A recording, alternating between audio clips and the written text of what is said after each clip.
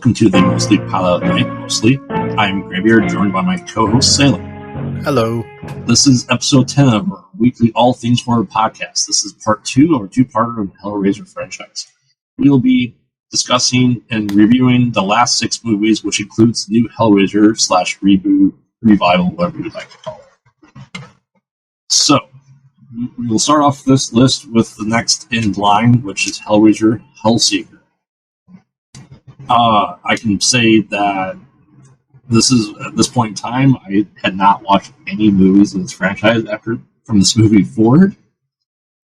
But we can get into that a little bit later. But plot-wise, we see, I don't remember his name, but he's played by Mayhem, and he's in a car crash with his wife, who is Kirsty. We have Kirsty come back after, she was in 3 in the videotape, slight cameo in, was she even in 4?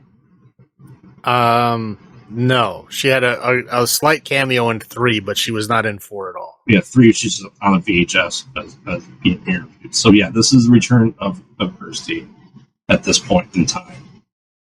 So criminal underuse of Kirsty as well. Oh, absolutely. Spoiler absolutely. alert. Yeah, so the Trevor is the husband's name. He gets in the car crash and they plunge into a river, and he's unable to get Kirsty out of the car. So we go, great. Kirsty's dead. We brought Kirsty back to kill her in the very first couple minutes of the movie, which I'll admit is pretty standard for anyone that survives a horror movie, that they generally get killed off at some point in the sequel, usually fairly early on, to kind of up the ante of the last ones. But Trevor escapes, and there calls the cops. People are not able to find her body at all. A month goes by. He wakes up in the hospital, realizes his wife, Kirsty, is missing, and he has a head injury, and he's unable to remember the events. And so he has an affair, or a couple of affairs, that we see. His wife's dead, and I believe it's his supervisor or boss starts hitting on him in the copy room. Right. And it's a break room. It was on a vending machine. Is it a vending machine? Okay. Yeah, that's right. And so, he starts to enjoy himself, and then he kind of starts off. He's like, "This, you didn't have problems with this before. Why are you problems with this now?" So, very strongly hinting at that they've done stuff in the past. He kind of starts having hallucinations, and the supervisor is found dead. So he starts becoming a prime suspect from the detectives. He can't, really remember any of these things. He's still having, trauma from the head, selective amnesia, if you will. Starts having hallucinations, and he's talking to he has a friend there, and they're talking. It's like, I can't believe you did this without me, or anything like that. And you kind of find out, alluding to that, Kirsty's family has money, and that him and his friend were going to kill her, and do whatever with the money, and just take all the money and just run away together, right? But his friend gets pretty upset with him that he did this, and he shoots himself in the head right in front of Trevor. So suicide, and some more strange things happen. Eventually he is summoned to the police station to say, "Hey, we found the body of Kirsty." So he goes there, and the cop, one of the detectives, is walking him through everything, and he's going through all these different, just like, levels of the police station or hospital to the morgue, right? He goes through all these rooms, sees all these criminals, and descends farther, and then eventually he gets to a gate. The detective leads him through and then locks the gate. You find out that Hellraiser, or is it? No, it's the other detective's head comes out of the other detective. We never saw them together at the same time. And very bad graphics, and you realize that the two of them are one person with just two different heads. So that's why we never saw them together. They are the same person, in fact. So he eventually, makes his way to the morgue, and he's about to see if this is Christy under the sheet, and then Pinhead shows up and tells him what's actually happening. It's Christy's actually alive.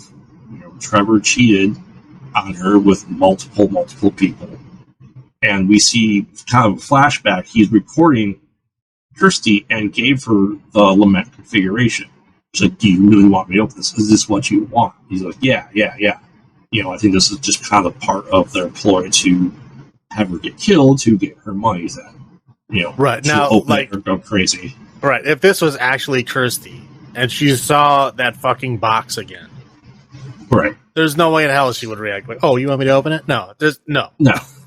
She would freak out and get the hell away from that. I mean, like, there's no way in hell she would touch that. But again, well, yeah, we'll get into it in a minute.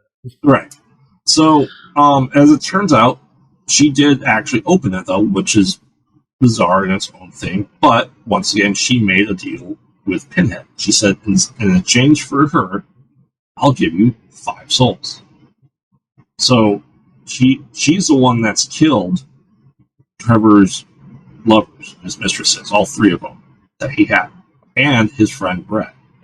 And then it's kind of, he's in shock that, this was all, that Christy was alive, this is all part of her, and because he forced her to the box. He, removes the sheet, or the body bag, I don't remember, and he expected to be Christy, but it turns out that's actually him under there. And he is the 5th soul. Then we kind of have a flashback to all the stuff he did, with the box. And then we see that, the box is in the car with them, or going over the bridge, and Kirsty actually shoots him in the head, causing the car to go over the bridge and into the water. So he's actually been dead since that point on. And the film kind of ends, she's saying that, like, oh, this was a suicide. He tried, he wanted to kill himself. He was in the car with them. And then Kirsty walks away with the box, the configuration in her hands. Did I miss anything in that? I'll just add a couple of notes. Like while the movie was going on, it was like all kinds of weird time jumps, and he was like jumping in and out of like being in places and transporting himself to other places, and they kept playing up that like selective amnesia angle. And he kept remembering things little bits and pieces at a time. Like he would remember that he was like planning to kill her, kind of.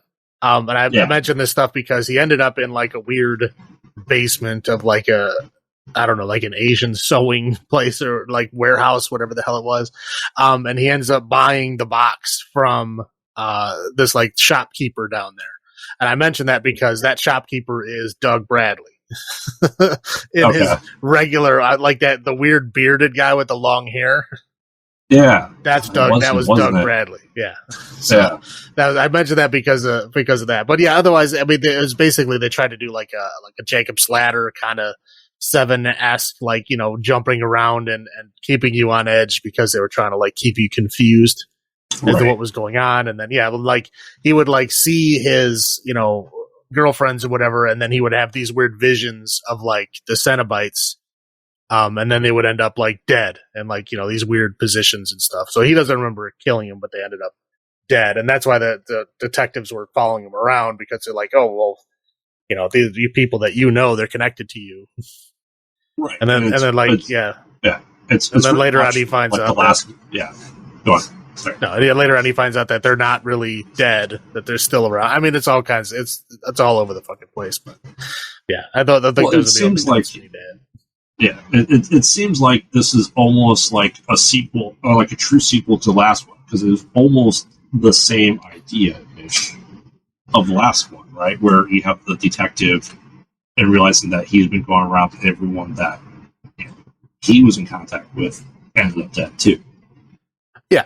I mean, it's the kind of the same thing. And again, I'm just going to put this note here. This is obviously not a Hellraiser movie.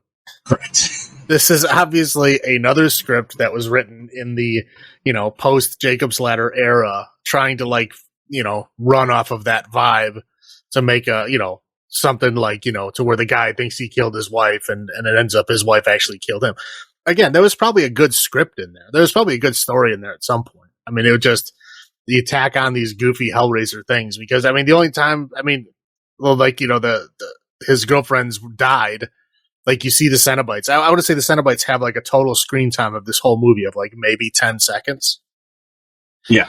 I mean, yeah, they flash to them, like, really quick, and then they're gone.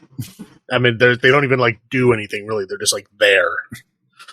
Right. And then Pinhead has maybe, a minute? A minute, yeah. I was going to say about 2 minutes altogether for Cenobites in this entire thing. If you count Doug Bradley in his, shopkeeper disguise, we're maybe up to like 2.5 to 3 minutes. Yeah, and it is. We're going to the first thoughts on this, but my first thought, I don't recall ever seeing this before. I feel like I would have recalled it, but this was after I went through my franchises.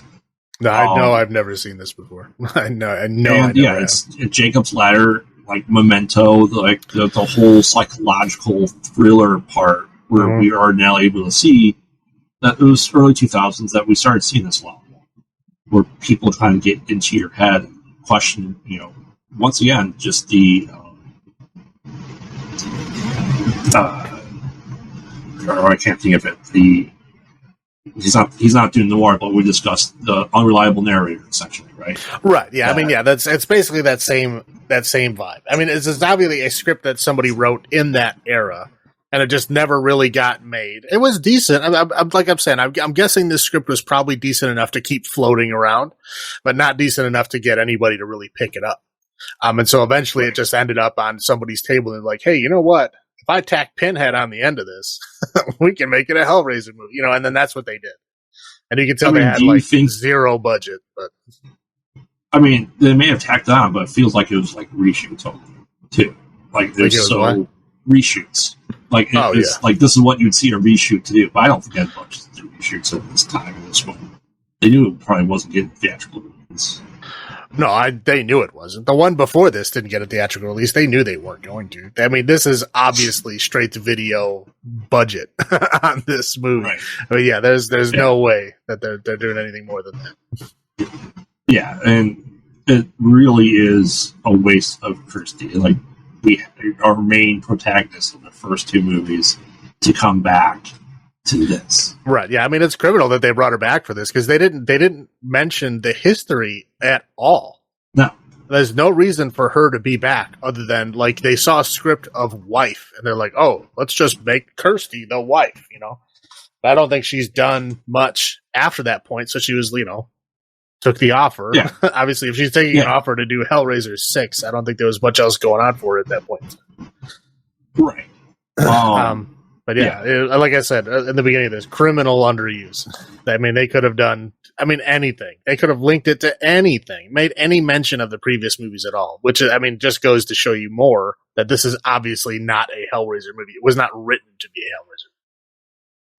Hellraiser. Right.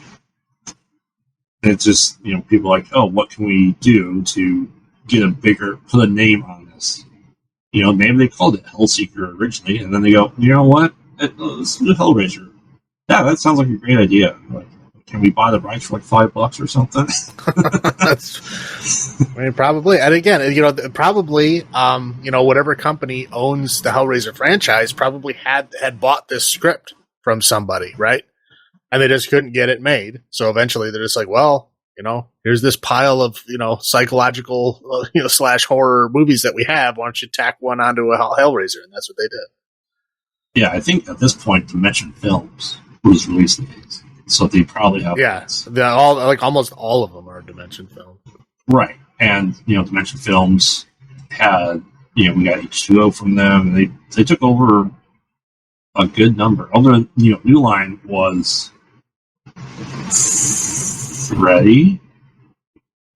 The New Line had Nightmare on Elm Street, and then I think Dimension even have Jason. So I thought they were both involved. I know they weren't in the same studio for Freddy vs. Jason, but Yeah, Dimension took over like the mid to late '90s, early 2000s of like all the horror IPs they could get their hands on. Sounds right. I remember seeing that logo all over the place. Yeah. So Cinebites. Yep. We briefly mentioned because they're so brief. There's not much to mention about them. No, I mean the only thing that you can really mention is that they are two new Cenobites. Obviously, there's Pinhead. He looks like he always has, and there's two new ones for this movie. They didn't bring back any of the old ones. It's two new ones, and I'll call them like latex blindfold guy, and then like head sawed in half and then stapled back together guy. Right. Yeah. Those are the only two. Like I said, they show them briefly. They don't really do much. They're just kind of like menacingly standing there or hiding, whatever. That's it. And then, like I said, they have a screen time of maybe like 10 seconds. But the only thing of note to say is that they are technically new. They are not as effects heavy as some of the previous ones were. Like I said, one guy's just like latex. He's got like a latex blindfold and like a mouth gag. And they're both just really wearing kind of, yeah, they're both just kind of wearing the same kind of black robes that Pinhead wears. And that's about it. Right. So, I mean, lore-wise, I know we discussed lore a bit, but this added nothing. There was nothing new. No, not at all. I mean, and again, the only thing that ties this into Hellraiser is the box. The box isn't really like, they don't show it opening. They don't show anyone like solving the puzzle at all. It's just there. Right. And like I said, the only thing that ever pops up is Pinhead at the very end to like, explain to him what happened kind of thing. Right. Hey, you're dead. You're in hell. Right. But I mean, like, literally, they could have done the same thing, just showing his body in a bag and then cutting to her saying he's dead. That literally could have gotten the same effect, which I'm sure in the original script, that's what it was. Right. Yeah, it's some of these I would love to see. I know we discussed the last one, the one before, that the script looked amazing, sounded amazing. We'd rather have had that script than what we got out of this. Right. So do you have any highlights for this movie other than, I mean, my highlight is, it was nice to have Chris come back. It was nice to have that tie-in. Yeah, I would say the only highlights is like, it's nice to see Kirsty, even though, like I said, criminally underused and criminally not even referencing the original first two movies she was in. And then two, seeing Doug Bradley in like regular clothes with no makeup and like, long kind of ratty hair and a beard. That was kind of fun. That's about it. That's about it for highlights, I would say. Yeah, I mean, him showing up that way is just kind of what we discussed before, that people that play the villains that have makeup on do make brief cameos. And a lot of their stuff they do just to say, hey, here's what I look like without makeup. They just throw them into the background every once in a while. We're having this small part. Right. Kane Hodder did a lot with his stuff when he was playing Jason. Robert Englund made, I'm pretty sure, a human cameo in every movie that he was in. Sounds right. And here's a highlight. This is going to be a backhand highlight. At least they didn't kill Christy. I was mad at first. I'm like, no, they brought her back just to kill her this way. I'm like, that would be bullshit. Yeah, and then and again, never to be mentioned or seen again. So I don't know what the hell they were thinking, but yeah. Right. I mean, they could have had some background because, obviously he knew to get the box. He knew that she knew about the box. But there's no way she would have opened it. No, there's no way she would have had that light of a reaction on seeing that box. I mean, seeing that box again, seeing how she was in a mental hospital at one point in time, I'm pretty sure she would have had another breakdown. Right. I mean, obviously he would have had to know about these past experiences to know to get the box. Right. But never explained. Correct. All right, low points. What you got? I mean, I don't know. I mean, like, there's so there's so many of them. I mean, I'm gonna say, we'll just go basic and we'll go effects and acting. The effects were atrocious. I mean, there's very, very little of them. But what was there was just ridiculously bad. And the acting was just not good. Mayhem, he's good at doing certain things. He's good at like a very, specific character roles. This was not it. Mm-hmm. And he was not good in this movie. Kirsty was good, but again, criminally underused, barely in it. So right. yeah, I'll roll with those. Aside from the whole movie, if I had to do something specific, effects and acting. Yeah, Mayhem. He's been in like Brooklyn Nine-Nine. He plays like a gruff veteran. He's just sort of hard ass, and he kind of had that a little bit here, but not so much. He was in Oz. Did you ever see Oz? No, he was in Oz. He was in Oz. Okay, it was the first thing I saw. They play a gruff hard ass. Yeah, pretty much. So let's go into our review. We're sticking with lament configurations out of 10. So what would you give this one out of 10? This movie, I will go with 3 lament configurations out of 10. 3 lament configurations out of 10. Yep. I'm gonna raise it 1 and go to 4 just because I do like the guy and I like that Chrissy was back. So that raised it a little bit for me just to have her back. See that raised mine a little bit too. Otherwise, it would have been a 2. Okay, that's fair. Like that's just it was so out of place, and it's just amazing that this franchise continues after this. Right. All right, so you want to walk us through the next one? Sure. The next one is Hellraiser Deader, which is an odd name. I don't know. It just doesn't really flow off the tongue very well, but it's the 7th movie in the series. So we open up on a investigative reporter who is apparently pretending to be a crack whore. That's not my wording. That's her own wording. Because she goes back to her newspaper that she's writing articles for, and the article is literally called "How to Be a Crack Whore," which. Okay, I guess if that's what sells papers, that's fine.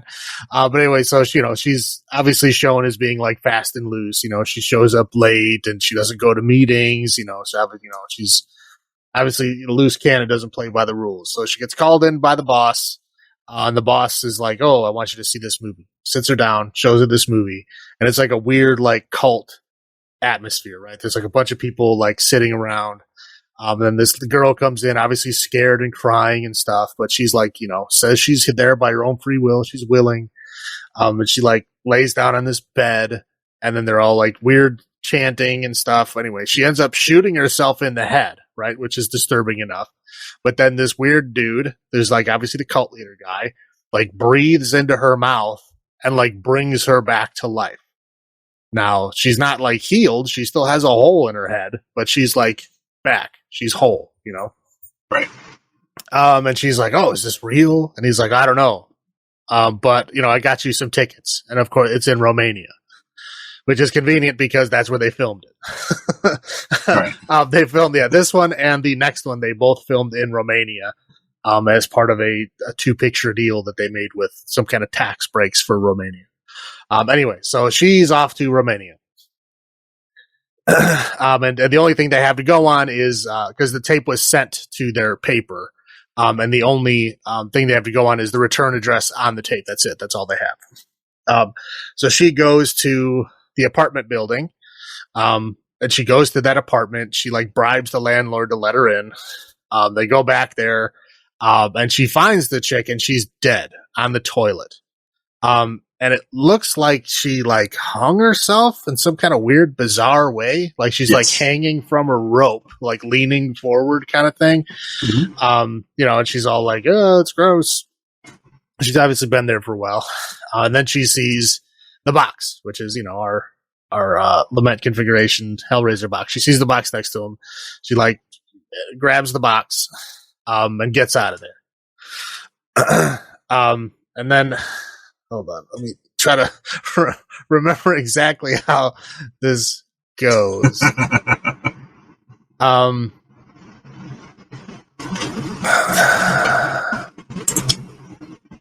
Is that when she goes to the train? I know that from the train part on, I'm good. I just don't remember how she got to that point.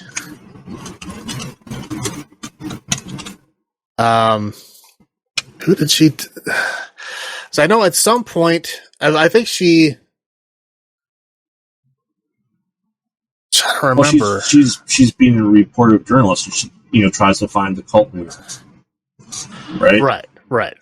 Anyway, I guess we'll just skip over. Well, it doesn't matter. Anyway, so she's investigating. She finds out that this guy, the only guy that knows where this cult is located, is on this train, and so she's supposed to go to the train, and go to like this certain, train car. And she goes to the train car. She goes on the train, and it's like this bizarre party train. Right? There's like all kinds of weird like sex stuff happening all over. There's like, naked people and people, just partying all over the place. This back of this whole train. Right.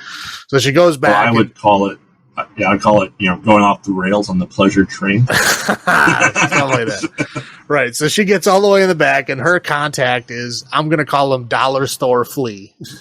Because that's what he looks like. He looks like the Dollar Store Flea. Anyway. So yeah, she talks to him, and he's like, "Oh, you don't want to go there. You don't want to do that.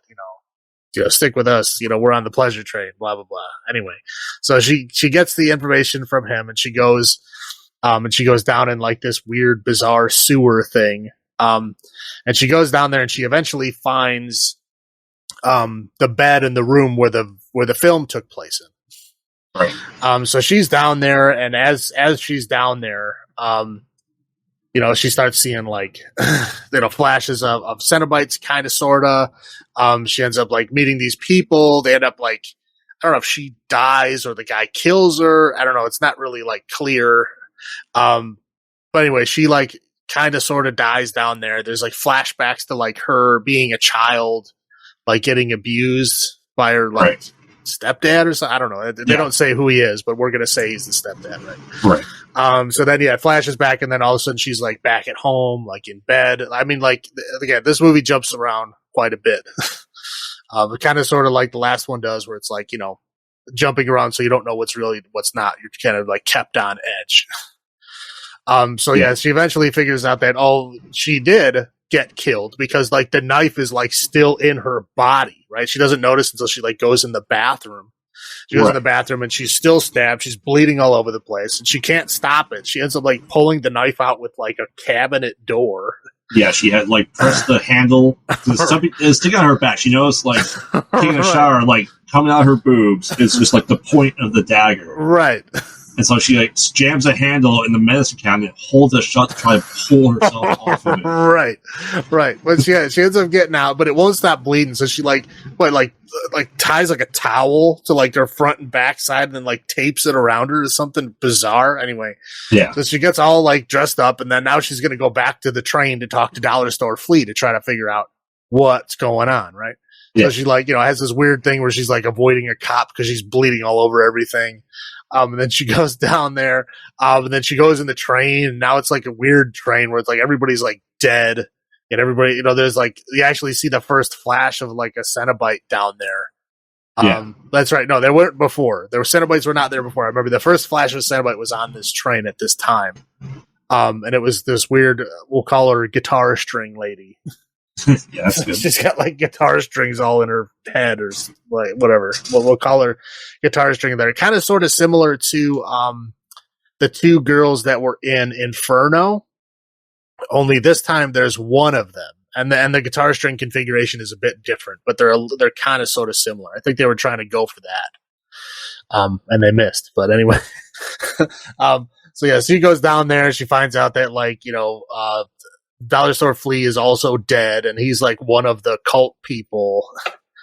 And then she ends up going back to the cult people. And then it's like this weird, bizarre thing where they're like, she has to like kill herself again or something. And she's having all these flashbacks to her past and this weird abuse that was happening. I don't even remember how it ended. I was so unfocused by this point. I just wanted it to be over, and I don't even remember how it totally ended.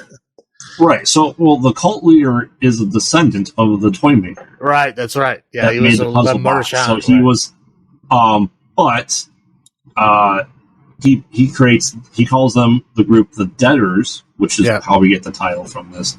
And he believes that only self-induced trauma or can open the box. So that's what he's trying to figure out, is how to open the box. It is destiny to open the box. And he was using her to say, hey, you can do this. I need you to open the box. You have to kill yourself to open the box. Right, and he wouldn't do it himself because he didn't want to end up in the box, or he didn't want to end up with the Cenobites. Right. And then at the end, she kind of did like a trade, right? Yeah. She like traded herself for him, and then they took him instead of her. Yeah. And Pinhead kills him and his debtors. Right. Like all together, like but it was lame. He like put like one chain through like 4 of them, and then like one chain through like the other 4. Like they didn't even get individual deaths. Correct. Yeah, it's just it was he pulled a group where a group puts his roots through 2 groups of guys on 2 sides and just smashes them. That's right. That's what Pinhead did. Basically, right. But yeah, no, it was not good. I did not enjoy it at all. Do you remember how it ends? No. I mean, okay, I don't remember. It sets up the next thing. We see her boss at the newspaper talking to a new girl, and shows clips of where the debtors were and the destruction that happened from Pinhead. He's like, hey, do you want to go investigate it? And just kind of leading to it like a chain. He keeps sending reporters, and the next one reports on the last death of the last reporter. Right. Okay. I remember that now. And there was kind of like a weird insinuation that he was like, hiring her because she was young and attractive, kind of thing. Right. And he had a picture of, we'll say, Carrie Weir. I was surprised to see Carrie Weir in this. But yeah, it just seems like it's just a cycle he's going through. Right. He keeps sending people there. They keep dying, so let's just send the next one to investigate how they died. Yes.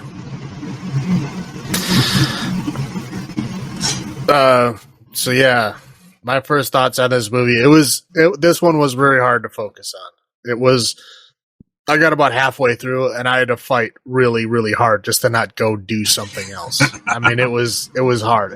It's not the hardest one in this series so far, but like I said, I take it back. So far, this is the worst one, but as the series as a whole, this is not the worst one. But yeah, like I was having a hard time just focusing, and I did unfocus a couple times. You can see I was having trouble remembering how certain plot points happened because I was unfocused at that point and then had to refocus myself later, but I was too uninterested to even rewind.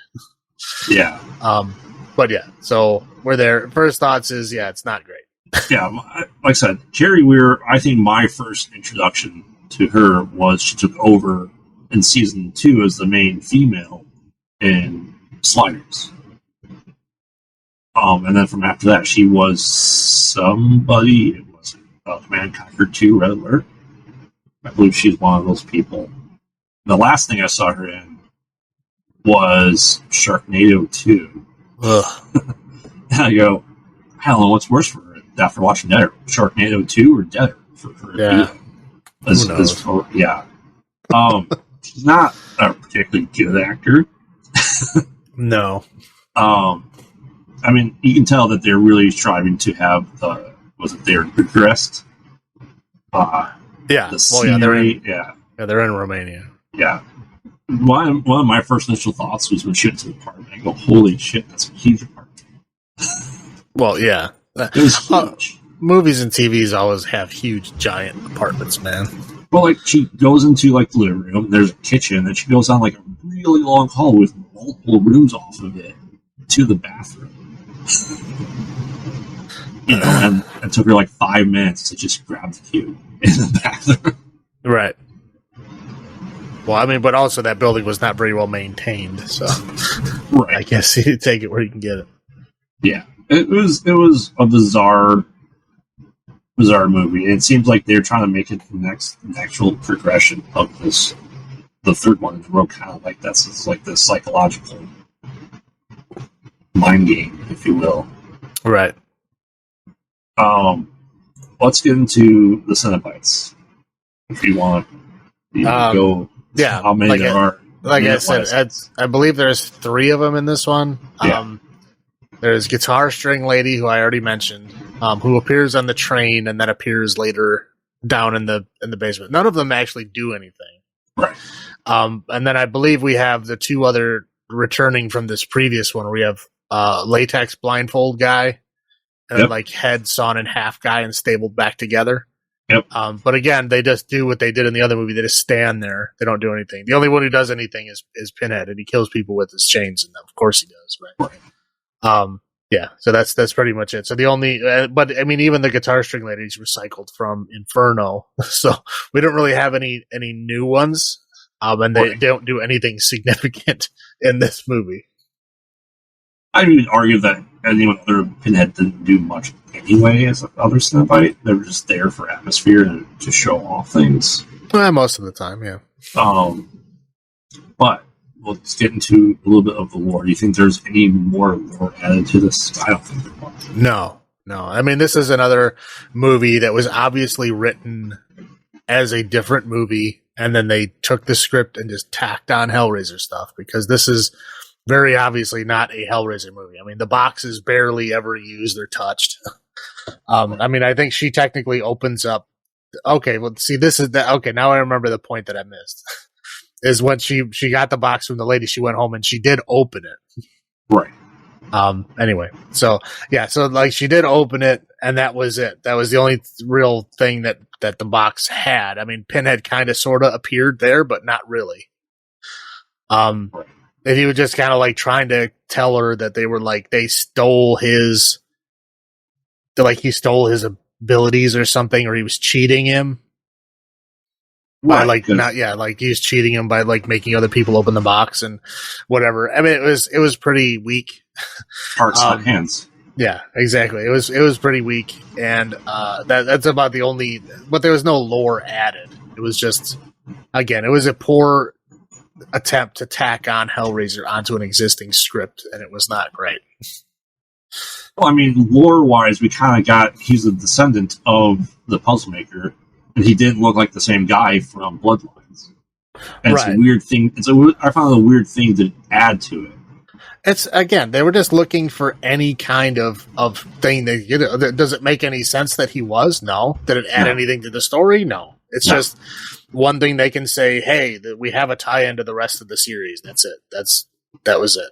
It's like somebody that went through as like a script doctor to make this a Hellraiser movie, added one other thing besides Pinhead, and that was all he did. Now, the Pleasure Train. When we revisited it, did you get the sense, because it seemed like Aaron had been dead for some time? Do you feel like it was that they were dead when she went on there the first time? We just didn't see it. She hadn't descended into madness enough. I think they kind of wanted you to think that. I think what happened was after she opened up the box, she went into like a weird, like a dead version of the world. Obviously, like she had been stabbed through her chest, and then like she saw everything that was like kind of sort of related to the cult was dead or whatever. I mean, it didn't make sense either way. Well, but it was possible. It seems like you had in Bloodlines, where they first brought the prostitute in, that she's eating all the food and looked glorious, and then after they started the ritual, they realized it was dead the entire time. And to me, it seemed like it was that same idea. Like the veil was lifted.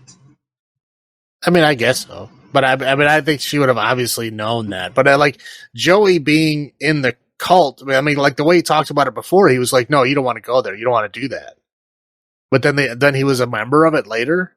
Like it just didn't. It was very jarring that he just showed up. There was no explanation as to why he was there. Right. Anyway, whatever. Maybe I'm trying to make connections to movies that they didn't think about. I mean, it's possible. I think they just did it to be freaky. I mean, again, this is another script that was probably on that whole Jacob's Ladder train, where people were trying to write weird psychological, jumping Right. around mindfuck movies. And I think this just ended up, another Right. one just like the previous two that has tacked on Hellraiser stuff to finally make a script that had been floating around for a while. Yeah. What about highlights for you? Highlights? We'll say The Pleasure Train. The Pleasure Train? Yeah, sure. I mean, Okay. it wasn't all that great, but it was probably the best part of the movie. Yeah, I mean, we could see Carrie wear boobs again for like the 80th time. In her Right. Like I said, I liked her in Sliders, so that was having her in there was a highlight just because I liked her in Sliders a lot. I only really watched the beginning of Sliders. I never really watched it as it went on. So like as like the actors came in and out, I didn't really experience that. I only saw like the very beginning of it. Okay. What about low points for you besides the entire movie? I mean, low points, again, it's going to be the effects. The CGI in this movie is atrocious. It is very bad. I mean, there's a scene where she's like, in the sewer, like trying to make it to the cult people. And she's like squeezing through this like really narrow kind of like brick, Yep. squeezing between the two bricks. And they're like the light flashes and there's like a bunch of cockroaches on the wall. Yeah. And they like scamper away. I'm terrified of cockroaches, right? I was not scared at all because they were so fake. They were so fake looking that it didn't even trigger my response, my fear response, like at all. They did not even look even close to real. They were so bad. Right. Would you say they were Scorpion King level scorpions? Yeah. Yes, definitely. I mean, it was atrocious effects. I mean, there's a bunch of, examples of it, like the chains coming out of the stuff, Right. a lot of this stuff. But I think the worst point of it, you really see the cockroaches on the wall. That's, what movie you're in at that point. Right. I mean, it did look like almost MS Paint chain going through the line of people. Right. The debtors, yeah. Yeah. All right. Lament configurations for you. For this movie, I will give 2 lament configurations out of 10. Because there's not a whole lot going for it. It is not the worst one in this series. We will get there. That's why I can say 2 and not a 1. I'll go down to 3, 4. Like I said, I like Carrie where it like I said, it's not the worst one. I don't know if I'll ever watch this again, quite honestly. I have no desire to. Yeah, I don't either. I can say that I've seen it, and like I was unfocused on parts of it, and I don't care to ever finish it. I really don't care. Right. Okay. All right, so let's get into our next one, Hellraiser Hellworld. Yes. I will honestly say this feels like a very 2000s movie. This is a PG-13, like I Know What You Did Last Summer movie. I mean, this is very clearly what this script was originally written. Yes. Very clear. Yes. All right, so we start getting very meta with this movie at this point, right? We already went to PG-13, we already went to psychological horror. Now we're going to the meta phase of the horror franchise. We've become self-aware. I'll get into why it's meta, the plot. But the movie starts off with there's a group of friends. They're, once again, as you said, this is the second movie filmed in, where is it? Romania, yeah.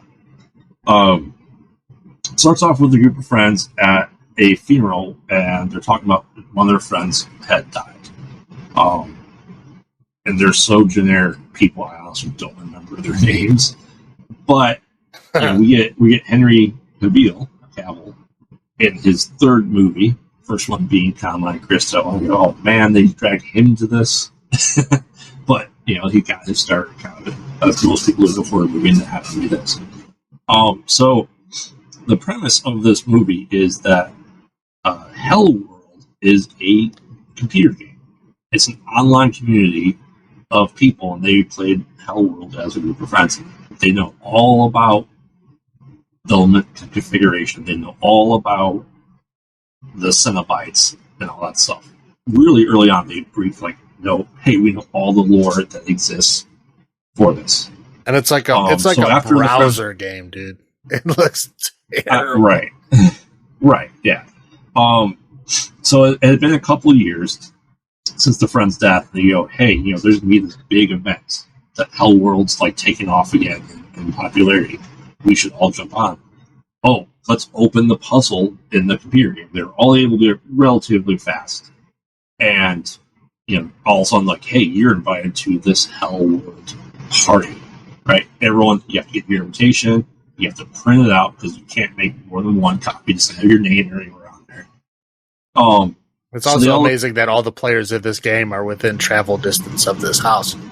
Oh, very much so. Very convenient. Very convenient. They're all right there, right? So, you get into like, oh, they open the puzzle box. Well, that's interesting. We've seen it virtually done in Bloodlines. So they'll go to this mansion, and there's a bunch of people there. They meet up with one friend that kind of was like a loner that, they blamed him for something or another. I don't remember his name, but I know he's from Eureka, the TV show. I think his name was Jake in the movie. Yeah, and I don't think they blamed him. I think he was just like best friends with the guy who died. Yeah, and then he wasn't really part of the rest of the group, so they were like he felt like an outcast to them. Well, he was the friend of their main friends, right? So just like it's different clique of friends, and probably his only friend. The main girl, she had a thing for the guy that died. And they kind of made it apparent because she stopped playing Hellworld after his death. Kind of blamed his obsession with it. Because I think it's because of the way he died. Well, yeah, they kept insinuating that he died because he played the game too much, but they never really explained that. Right. Like I don't know. They said he died because he played the game too much. They did show that he set himself on fire. Yes. And they did show that he was like digging a hole in a basement, but they never said what he was doing or why at all. They didn't explain the attachment to the game at all. It's just that's what happened, and they say it happened because of the game. Right. Done. And over. Point moved on. The game's done. The game portion of the movie is done at this point when they arrive at the house. Yeah, the game is never seen again. Yeah. So they go to the mansion, and it's a big old party. And we see Lance Hendrickson appear. He's like, hey, you guys are new here. I want to show you all my cool shit. And he leads them to the room. It seems like he's a very big fanatic of Hellworld. Has replicas of limit configurations. He has, all these weird things. And he has playing cards that I think Henry Cavill's finger smudges on, Pinhead being the death card in the tarot card deck. Someone sprays perfume in their face and starts like coughing immediately. And they just kind of go from there. He goes, hey, you want to see even weirder stuff? Come into like this sub basement that I have here. We get babies in jars, we get heads in jars. You find out that this house was like the hooks. Was that for the butchery? Or is that for they said it was originally a convent. Right. And then the nuns went crazy and they all died except for one who got locked up, and then at the end then it became like a slaughterhouse. I don't understand how that happened, but right. And that's what they said. Right. And they say that, hey, there's this heavy chain that they'd have the carcasses or whole cows or half cows that are going around. You don't want to touch that. But also people died on it. And the main girl, she gets like this weird flash of Lance Hendrickson like stabbing her in the wrist with like a nail from Pinhead, and a brief glimpse of Pinhead. And then another guy, he gets stabbed in the hand by a box or like limit configuration, or he touched something he shouldn't and got like stabbed, right? Mm-hmm. So everybody's touched something in this house at this point, whether it's from the tarot card or smudge, perfume, whatnot, right? And they think Lance Henderson's character is pretty odd. And they kind of go back into the party, and there's masks with numbers, 4-digit numbers written on the masks. And hey, all you gotta do is dial that 4-digit number, and you'll start talking to that person. So they some of them try to go around and hook up with other people at the party. There's a guy that really likes the main girl. I don't remember her name. She's so generic at this point. The blonde one, you mean? Yeah. Nah, I don't remember her name. Right. So the only one I remember is Jake because she screamed his name like a million times. Well, that is true. So they're just going around, and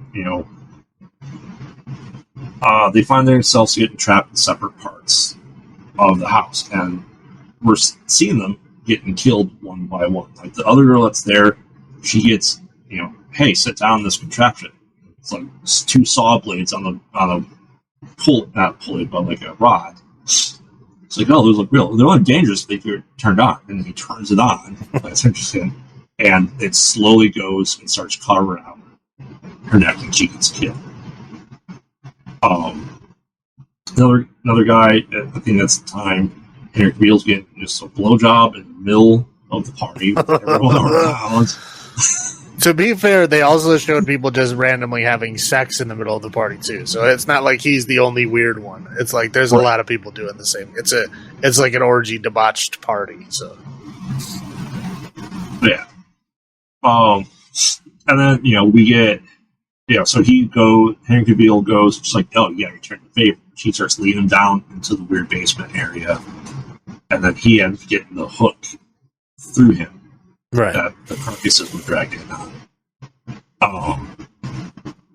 I don't remember how the other guy died. He was dancing on the dance floor and he had an asthma attack, and he went to go use his that's right. He has his asthma. Inhaler. Right, and he went to go use his inhaler and he dropped it, and then he was kicking it all over the floor and it went down in the vent, and so he had to go down in the basement in the vent to get it, and then And then when he was in the basement, he got it. Yeah, was it Chatterbox or the other guy that killed him? That one was Pinhead with a butcher, like a cleaver. Chopped his head off. Yeah, Pinhead's known for using cleavers. Of course, yeah. So I just looked up Jake, and then Chelsea is her name. Oh, Chelsea, yes. I remember Chelsea now, yeah. Is it like, she's calling, no one seems to be noticing them or anything like that. They start getting kind of stalked by Cenobites. So she goes up to that. They split up for some reason. They can't find each other. They're calling each other on cell phones. Other people are calling her pretending to be Jake, and it's not Jake. It's, I think, Pinhead. She calls the cops. Cops show up at the house. Lance was like, I'm just having a party, I'm just on my property. Like, what do you got to call from this? Like, oh, she was probably cracked out on something, right? And you see her in the window trying to call at the cops. She's talking to them on the phone. She's like, I'm up here. Don't you see me? The cops look up. Don't see her at all. Just once again, kind of invisible to it. And then she kind of starts going through things, only to find out that, like, he had a box. Lance Henderson's character had a box. And you realize that this is Adam's dad, that they never knew he had, never showed up at the funeral. It's like, oh, he doesn't have family. No one's here. It's just us, just his friends. Yeah, well, they kind of said, like, they alluded to, like, his mom wasn't there because she was in a mental hospital because she had a breakdown because he died. Right. And they're like, well, where's his dad? And they're like, I don't know, South America, wherever he is now. Like, they kind of insinuated that he was never around. Yeah. Yeah, I don't think Lance Henderson's character other goddamn other than the host. No, I think he's just the host. The host, yeah. And then later on, Dad. Yeah, so they realize all this stuff, and then they kind of have hallucinogenic scenes, and you find out that everything they came in contact with had a powerful psychedelic in there. And every once in a while we see glimpses of the host, Lance, digging graves, multiple graves. Like every time someone died, he was kind of there where he'd teleport around a lot and just didn't make sense for him to be everywhere he was. You find out that all 5 of them, he, like I said, perfume, the card, the stabbing, the pin, was to, trigger the psychedelic in them, and he buried them alive, but he put pipe holes in there, and they realized that they were calling each other, I think, through their cell phones in the graves, right? The one girl, she died because, she scratched out her own throat? Yeah. Yeah, I believe that's what they said. Yeah, she somehow scratched her own throat out. Right. The guy with asthma, he had an asthma attack and died. Right. I don't remember how they said. They said Henry Cavill got scared to death. Oh, that's right. That's what they said. Yeah. Yeah, scared to death. So they get rescued because, she's pulled above ground by the cops because they had the call that she had made. Her phone was tracked to there, so one cop kind of stuck around after she called them, pull her out, and they tried to pull up the other guy out, but he was dead at that point in time. They didn't get to the other to Jake fast enough. So she's rescued. Everything seems okay. Lance Hendricks, seems to have disappeared before the cops got there. And it sets up a scene where he's in a hotel and he's going through his son's stuff, and he finds, the real limit configuration, opens it, and actually calls the real Cenobites, tear them to pieces. Oh, no, Jake's alive, isn't he? I think he survived. He survives. It didn't look like it, yeah. Yeah.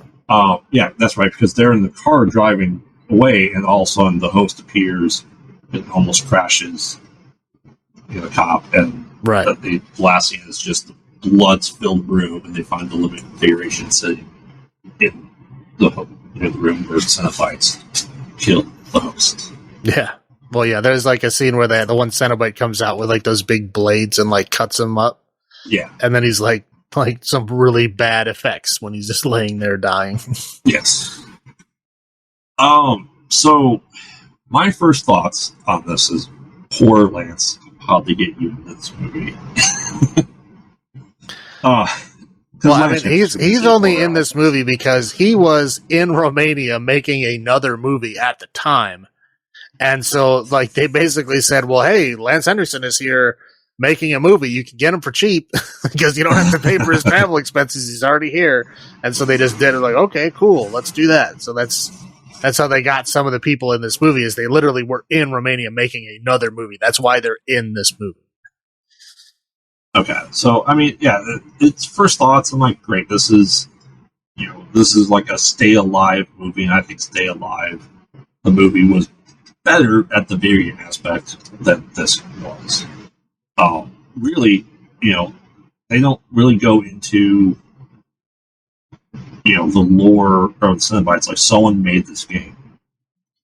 And, like, so I'm going to, let's get your first thoughts before we talk about the Cenobites. Yeah, I mean, first thoughts, I mean, the whole time I was watching this movie, it's just like, this is a PG-13 movie. This is, I Know What You Did Last Summer, with the gore added later, with the Hellraiser stuff added later, obviously, tacked on to another movie. Like, this was, again, the I Know What You Did Last Summer PG-13 horror era. This was a movie written in that time period. You can tell it was. And it would have been in that, era, but again, it was probably a script they had bought. They couldn't get anybody to make. So, it was just sitting around and they didn't know what to do with it. And then eventually, just tack on a bunch of Hellraiser stuff and then move forward with that. And then, like, we also did mention, like, every other scene was like that weird ass, like, hardcore light, early 2000s music that they had, to where, like, everybody thinks it's heavy, but it's really not. We're talking like Nickelback-esque type stuff. I mean, some of it sounds like KMFDM or Power Man attempts at Don't it. be bad mouthing KMFDM with that stuff. I said their attempts to sound like that. Okay, all right. So yeah, the music was not good. Let's get into kind of the Cenobites lore of this. Once again, very, very tacked on. You know, I just can't believe they had such a low thing. Like, this is a very vain, like, movie kind of, you're right, it's the lore of movie as a, it's a revenge story of, you know, the host getting revenge on the group of friends that he blames for his son's death. I don't really think it adds anything more to the movie as a whole, or the franchise as a whole. No, I mean, yeah, it doesn't add anything to either one. Again, this is just, you know, a script that was floating around that time period. It has tacked on, you know, the Hellraiser stuff, and obviously tacked on the gore, because I don't think this movie was originally supposed to be gory at all. No. But yeah, they tacked it on, you know, the deaths or, you know, whatever were gory instead of the, you know, your traditional PG-13 stuff that was happening. But yeah, essentially that's that's all it was. Yeah. I mean, I do believe, like, I thought at first, like, oh, that's pretty interesting that the Cenobites would create a computer game that lets you open the box virtually to get more of it out there. Like, that's a good idea. And it wasn't that. I think it would have been a better plan to do that. Like, that would be a really cool idea. The immersion of, you know, and talking about violent video games and the social commentary that goes with it. Like, hey, you're going to open up the limit configuration online in a computer game. You're going to open up in real life. They should have gone that path, I think. There's lots of paths they could have gone down. They picked the worst one. Right. So, what about highlights for you? I mean, highlights, I liked seeing Henry Cavill playing like a jerk kind of in this movie. Yeah. I thought it was interesting seeing him, like, you know, early in his career, you know, playing in a bad role in the 8th Hellraiser movie, you know what I mean? So that was good. I mean, yeah, so basically it would be like Henry Cavill and Lance Henriksen are really the only highlights that I have in the movie. I mean, they're both pretty good in the scenes that they're in. I mean, Lance Henriksen, I don't think is capable of doing a bad scene. No. I mean, there's, you know, bad writing. He can be in bad movies for sure, but he always does his job well. And it was just interesting to see Henry Cavill there. Yeah, I mean, highlight definitely is Lance, because he still gave it his all. I don't think he put any less effort into this than with anything else. I mean, he's become a staple of horror in a lot of different franchises. And yeah, he gave it, he came off as the creepy guy. It was perfect for him. Right. The rest of the movie, not so much, but right. For him, yeah, he was definitely a highlight of this. What about low points, though? Low points, I mean, that is a lot, but I would say probably just the weird, goofy, you know, like music, and just the kind of weird, like, I guess, I don't know, like atmosphere change. You know what I mean? Like, they're in the party, like playing like light kind of party music, and then it tries to go like dark, but it never really gets quite dark enough. It doesn't do that transition very well. Like I said, that's how it feels like these things are just tacked on to a different movie, because the vibe is very different. You know, when it goes from, like, you know, the kill scenes to where, like, the rest of the movie, it's very bizarre. It's very off-putting. Yeah. It's just, the way that this movie was constructed is just a low point. Yeah, I mean, you're talking about, you know, I know last summer as, you know, the framework of this. It reminds me of that. Reminds me of Soul Survivors a little bit. Reminds me of Cry Wolf a little bit, along with the movie last summer. It's just that PG-13 horror time frame that we got. You know, that at this point, I kind of stopped watching a lot of horror because it was going to this point that this movie was in. And I just didn't like that part of the horror timeline that we've had horror movies. Maybe maybe when we rewatch them, I'll like them again. I doubt it, but we'll have to see. A lot of those, I'd say the vast majority I have not seen at all. Yeah, I skipped that whole thing. Well, the wife really likes PG-13 horror movies, and I'll never give us a list of what she likes. Just to, I'm sure I've seen them all, but it's just something I don't watch very often in that time frame. I think it's just a lull. The slashers were gone, that got all this stuff right before the torture porn era of horror movies. This is right about that time frame. Right. All right, so lament configurations. I will give this movie 4 lament configurations out of 10, and 2 of those points are, one is from Henry Cavill and one is from Lance Henriksen.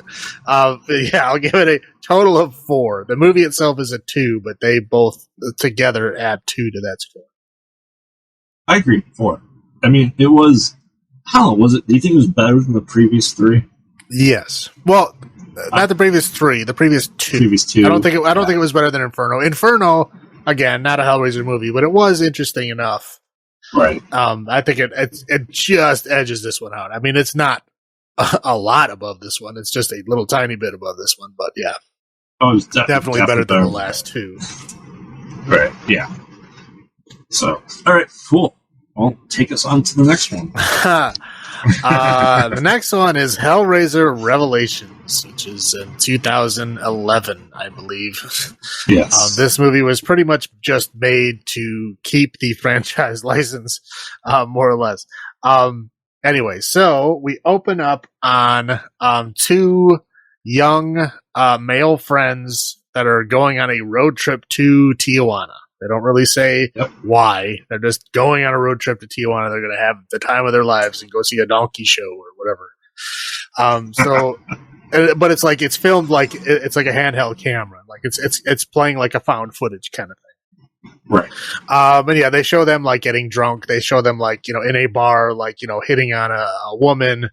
And then it just like bizarrely cuts to one of the boys, like, shirtless, sitting in a ring of candles, opening the lament configuration. Like it cuts that hard. And then Pinhead is there. This is the first movie that Doug Bradley is not in, so it is a different Pinhead. And they're like, "Oh, who are you? What are you doing here? What's going on?" And then it cuts out, and then we see that it's actually the one boy's mom, not the boy who was opening up the box, the guy with the camera. That was the boy's mom was watching this film on a camera that they had apparently found somewhere. The daughter, the one daughter comes in, says, "Oh, what are you watching? Nothing. Get out of here." Both boys have been missing. Right. Yeah. So yeah, they go downstairs and then they kind of lead you into that. So we're like, yeah, both boys have been missing at this point. It's a couple of months, I believe. Something like that. Yeah. It's a couple of months they've been missing. Both boys have been missing. They haven't found anything. They have like this dinner party, and then at the dinner party, just kind of an excuse to do like more information. You find out that they've been missing for a while. Okay, so at the dinner party. Yeah, so yeah, they're at the dinner party, and they find out that their sons have been missing for a while, and the dad had hired a private investigator to find out what's going on. Now, the private investigator did not find the boys, but he did find a bag of their stuff, and that's how they found the camera, and some of their other clothes and stuff like that. So that's when the daughter, she does, teenage daughter things, and gets all upset. And then gets up and leaves, and she goes into the room and she looks in the bag. She watches the movie. We get to see a little bit more of what happens there, to where we see that her boyfriend, because the one boy is her brother, the other boy was her boyfriend, and they were best friends. Right. So anyway, she sees a little bit more of the movie where they, the girl that they were hitting on, originally it was her brother hitting on her, which is not that big a deal, right? And then later on, you find out that the brother gets really, really drunk, goes in the bathroom, and her boyfriend is in there boning the lady that they were meeting at the bar. So of course she gets all upset because, it's like, oh, her boyfriend was cheating on her and stuff like that. And more weird stuff happens to it, to where you see the hooker actually died. Well, yeah, or sorry, I guess they find out that she's a hooker because she's asking for money afterwards. Right. And then all of a sudden she dies. They don't say what happened, but the one brother looks in there and sees that, she's got blood all over her head. He says it was an accident. obviously he doesn't really believe him. But, he kind of convinces him that, like, oh, I'm going to hold on to this camera so there's evidence that you were involved because you saw us having sex, so that you're an accomplice to this murder. So I'm going to make sure I hold on to this so that you do what I say, because we need to get out of here without me going to jail, right? Is what he's effectively trying to do. Right. So yeah, then they kind of leave, and then it cuts back to her being like all upset, right? What's going on? And then she looks in the bag and she sees the lament configuration. The box is in the bag. So she takes the box and she goes outside. She's all upset, and she opens the box, and then Stephen, who is her brother, reappears, and he's like all dirty and messed up, and he's obviously like zonked out, like he's obviously like in a trance. He's like all doesn't know what's going on, all that kind of stuff. But everybody's all, well, I just say his parents are very happy that he's back. The other parents are just screaming, "Where's our son? Where's our son?" the whole time. They say it a lot. I mean, a lot. That one lady screams, "Where's my son?" like at least 50 times in this movie. It's ridiculous. It's probably most of her lines. Oh my God. It's like the only line she has, they just scream it over and over and over again. Anyway, so he comes back. They're all like, weirded out because, he's acting very, very, very strange. They're trying to figure out what's going on. They're not getting any real answers from him. He's like doing, weird stuff where he's just like wandering outside. They think they lose him, whatever. And they ended up bringing him and putting him in bed, and then like ask him if he wants some soup or whatever. So that they give the soup. The mom gives the soup to the daughter and says to bring it up to the brother, because she's like, ever since she opened the box, she's like bizarrely like hitting on her boyfriend's dad.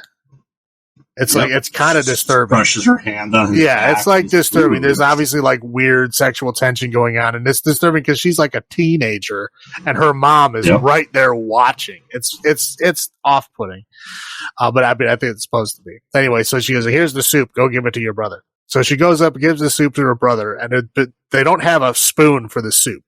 They drink the soup straight out of the bowl, which is odd to me. I don't know. Maybe that's right. She drank it first. Yeah, she drank it first because she thought he was sleeping, and he's like, "Oh, you're stealing my soup." I mean, it's weird. It's a weird scene. He drinks some soup, and then he's like, "Oh, I can't finish it. You want to drink the rest of my soup?"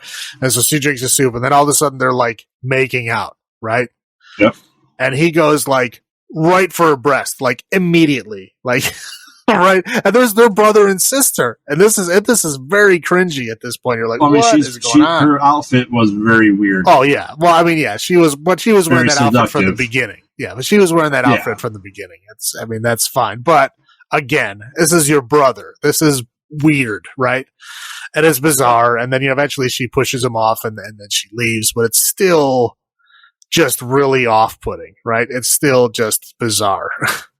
And at this point, they don't show people watching the video anymore, but they do cut back and forth to like what happened then to what happened now. They don't really, again, tell you why or how. But then they kind of cut back again to where they show them in like a strip club.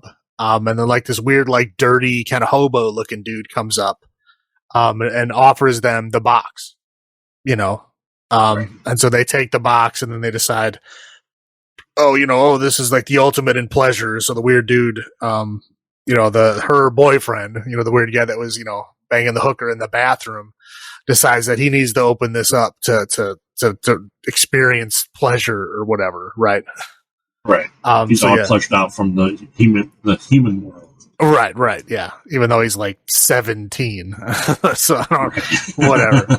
Anyway, so yeah, he goes, and then this is the scene where he opens the box, and then Pinhead pops up. We get a little bit of an extended version of that, to where they're, discussing what's going on, and basically, he takes. Obviously, we see that kid that opened up the box. He gets a bunch of hooks and stuff, in him. They peel his skin off and all that kind of stuff, and he goes away. And then the brother, he manages to kind of sort of not necessarily escape, but at least he like, gets away from Pinhead and is able to like leave the situation.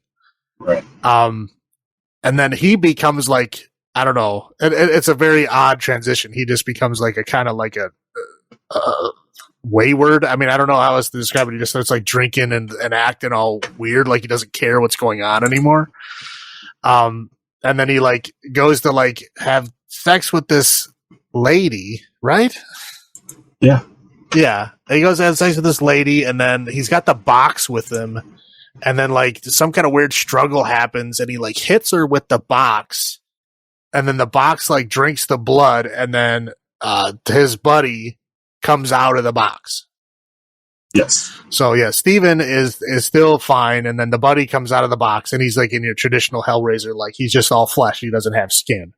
But he like comes out of the mattress because he drinks the blood, and then he convinces him to like go kill more people so that he can drink more blood and get more power, right? And then they were talking about how he was gonna have to kill somebody to get skin or whatever. And so like they kind of cut at that point. To where he gets another hooker, he brings her in the room, and he's gonna strangle her, and then they kind of cut away at that point, and they go back to, the present day, I guess you'd call it. And at that point, it's kind of becomes apparent that, so it's obvious that he's acting weird. He's kind of like violent and like, kind of goading people on and like trying to like get people in eventually. Anyway, so he gets the shotgun, and he's like starts threatening everybody to like, oh, don't move. He ends up shooting who is supposed to be his dad, right? Because his dad tries to take the gun away. He shoots his dad. He's like laying like obviously like dying from this massive shotgun blast to his chest. Everybody else is just sitting down. And then slowly like he's like, he calls out her for making out with his brother, and anyway, the dad eventually is like, you're not acting like yourself. And then, he's like, oh, well, it's the smartest thing you said all day. And then they cut back again to him, refusing to kill that hooker. Because a baby cries. So like there's that like the hooker actually has a baby. So he refuses to kill her. He goes outside, and the dude goes in there, kills the hooker and the baby. And then is telling him that he needs to, kill one more person so that he can get the skin so that he can live on his own. And the brother is basically like, no, fuck that. Like I'm not doing this anymore. I'm done. Like this is over. We're not happening anymore. So then that dude ends up killing him, and then skinning him, and then putting on his skin. So it's actually the evil boyfriend in the skin of the brother. So it's not him. It's the brother. That's why he's acting so badly. Whatever. So at this point, it cuts back. You know who he is now, and he forces the girl to open the lament configuration box and call the Cenobites. So she opens the box, the Cenobites show up. The mom, convinces Pinhead that she was forced to open the box. She didn't want to open it. She was forced by this guy to open the box, and he agrees.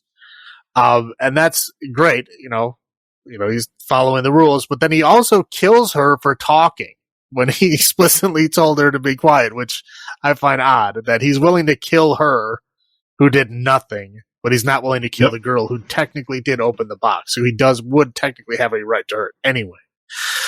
So they go after, the Pinhead goes after the brother, basically, take him away. And then, they go back. Now the dad dies too. Yeah. Well, yeah, I mean, after everything comes the back... dad from the shotgun blast, he dies from the shotgun blast. And I'm saying the other dad, what did he die from? There was a strange guy outside. He got killed by the vagrant. Oh, yeah, that's right. Yeah, so the vagrant that gave him the box at the strip club. Yeah, came back to the house. He came back to the house and was like standing outside, and that guy was like threatening him. And then he went after him with a shotgun and shot him, and then he got back up and then came after him and then killed him. Okay. I was going to say it because I knew he wasn't there. I knew he was dead. I just couldn't remember how. Okay, yeah. So that's why he isn't there. So the mom gets killed by the Cenobites for talking. The dad on that side gets the shotgun blast. Oh yeah, we also find out that the dad was sleeping with the other mom. Well, that's why they both left. Right. Because they found out that their parents were sleeping together. Right. Yeah. So yeah, essentially, yeah. So Pinhead takes the guy, takes the lady who was killed for talking too much, and the only one left is the dad who dies of the shotgun wound, and then she's the only one that's left. Yep. End scene. Yep. Yeah. Because after all that went down, he was still alive. She wakes up because she did this like on the glass card table or coffee table, right? Right. And everything's back. Then the dad's there. And then dies in the ground. That's pretty much it. And that's yep. Yep. So, what are your first thoughts on this? I mean, first thoughts on this movie is just how atrocious the acting is. Oh man, it is bad. I mean, it is horrible bad. I mean, I would say especially bad is the daughter. She is terrible. I mean, it is. She's like trying to like cry and be convincing and stuff, and it is bad. I mean, I don't know if it was like made at the last second and they didn't have time to practice or what. They took the first take every time. I don't know what they did, but it just comes across as very amateurish and just very, very bad. Yeah, I'm just reading into it that they wanted Doug Bradley to come back, but he goes, "I can't. You want me to shoot this next week?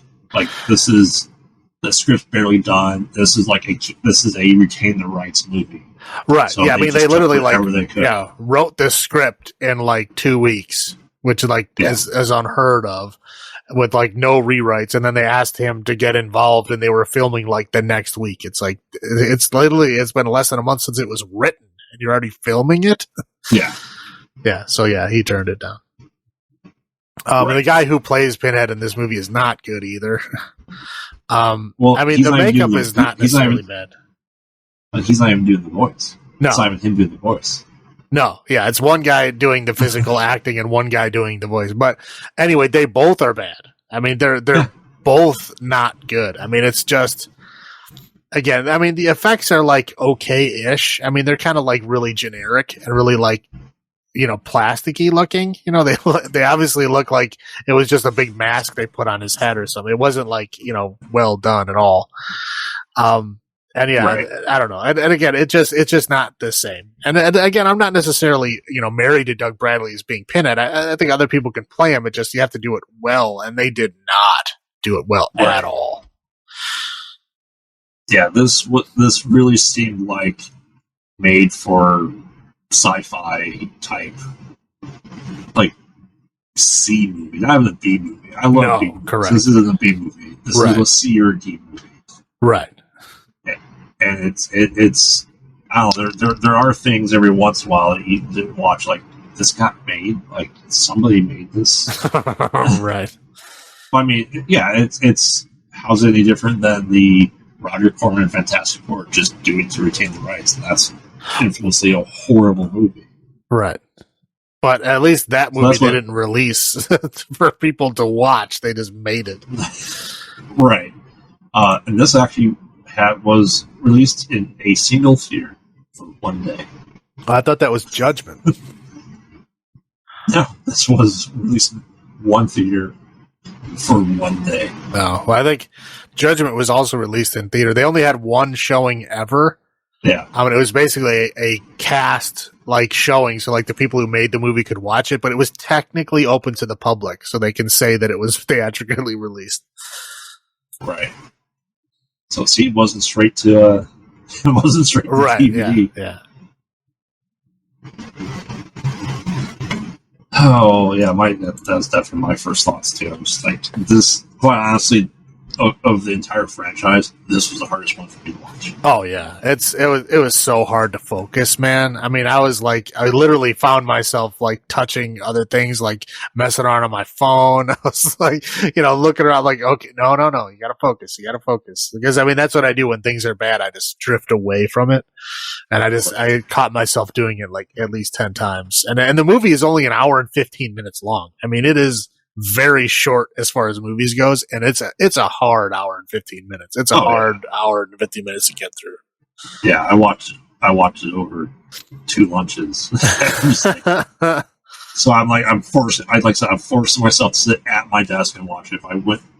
If I try to watch this somewhere else in my house, I would be doing other things. I just can't believe it. I mean, let's get into Cinnabites. We have what? We have the skinned face lady. Right. We have Pinhead. Yeah. Is that it? I think so. I don't remember. I want to say there was one more, but I don't remember who it was. Was it a Chatterer? Because they like to bring back that. It might have only been the two. I mean, that was heavily focused on Pinhead, but there was a couple other in the background. I think there's 2 female Cenobites. Okay, that makes sense. So, I mean, they probably couldn't get makeup. They probably couldn't do all that stuff because they were just going to film it within like a month. Yeah. This one was to being filmed. Yeah, this one was rushed out the door. Yeah. So, lore-wise, let's go into lore, right? Would you say lore? We discussed this before recording. They brought back the idea of blood, and you go into it because your thing about how they came back with it. Right. Yeah, this is going to be my lore. This is also going to tie into this is my highlight for this movie. Is as bad as it is, and it is bad. At least they brought back some of the original ideas from the first 2 movies, and that one of which being, a person that gets captured by the Cenobites can come back if you feed blood to either the box or where they died from, right? Yep. And they come back, and then you have to give them bodies, give them blood to give them, back their life, their skin and all that kind of stuff. So you have to do that in order to bring it back. That idea has strangely been absent for 6 movies up until this point, right? Been completely around. Again, the whole thing about the rules being a part of the box, right? The first one, there's rules. The second one, they're very heavy on the rules. Where the one autistic girl opens up the box and then Pinhead shows up and he's like, whoa, you can't hurt her. It's hearts, not hands. It doesn't matter that she opened up the box. You have to want what the box offers in order for us to show up and do our thing. Right. And which the second one or the third one, they throw out the door. But again, at that point, Pinhead is kind of freed. He's kind of like the Agent Smith in the Matrix series, right? So where he had a job. Now he's freed. Now he can do whatever he wants kind of thing. But then the fourth one, they kind of put him back in the role where he's supposed to be, but then he just doesn't have to follow rules anymore. And then from that point on, he hasn't followed rules up until this movie. This movie, they bring back the idea of rules again. Well, I mean, we have this movie being an actual Hellraiser movie that we haven't seen. This is made to be a Hellraiser movie. Hands down. Yeah, again, as bad as it is, it was at least written as a Hellraiser movie. It might have only been written in 2 weeks and filmed in another 2, but at least it was, originally supposed to be a Hellraiser movie, and it brought those ideas back. Did it do them well? No. Is the execution good? Absolutely not. But at least they brought back something. At least they tied it back to the original in some way. Yeah, it had the essence of it. It was right. It was almost a return to form. Right. But, like I said, done. And I'll agree with that being a highlight. That it seems like if they had given it more time, I guess they were on a time crunch just to rekindle the rights. If there had been more thought, it could have been better. It could have been the comeback that we needed. Right. This franchise. Yeah, I don't doubt that. I mean, again, the idea, they probably had a smart guy write that script, but again, they're trying to get this whole thing done in a month. There's no writer in the world that's going to be able to make a good script in that amount of time, Well, at least they understood. Yeah. Whoever wrote it understood the rules. He went back to the original Hellraiser and he pulled out the important elements and he tried to put them in this movie. So again, yeah, those are fair points. They're good. Movie just not good. And so low points. We kind of acting. Oh yeah, I mean by far the acting is atrocious in this movie. I mean it is bad, so bad. You have to watch it to find out. It's not even like funny bad. It is funny bad sometimes, but most of the time it's just like, I mean, like you like digging grooves into your skull with your eyes rolling back. I mean, that's how bad it is. It's like, God, this is terrible. I mean, I'm no actor by any stretch of imagination, but I did do theater and drama in high school, and I think I could have done better. Yeah, I mean, really. I mean, it's literally, it's like they just they threw people in there and be like, here's the script. Okay, you know your lines? Sure. Go. Take one. Cut. Like every time. Right. Yeah, every time. Take one. Just take it. Go with it. We got to get this thing done in 2 weeks. Right. That's what it felt like. And it was, it shows. Yeah, and I mean, yeah, because when I was doing that, whether it was writing, directing, acting, and theater stuff, we spent weeks, months on the thing we were working on. You know, so we actually had more prep time, even just in school, to do that than this movie was given. I said maybe if it had been given the 3-month treatment, it would have been better. Who knows? We'll never know at this point. Yeah, who knows? I mean, obviously, that wasn't the purpose of this movie. This movie was made to hold on to franchise rights. I mean, let's not kid ourselves. That's what it was for. But at least they had some, redeemable points in this, pile of crap. They understood the franchise, which is amazing in itself. Right.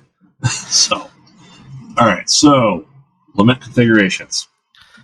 I will give this movie 1 lament configurations out of 10, and the only reason it's not 0 is because of the reasons I gave before. Like, at least the person who wrote this pulled some original ideas from the original, Hellraiser 1 and Hellraiser 2 and tried to incorporate those into this movie. If those weren't there, it would have been a 0.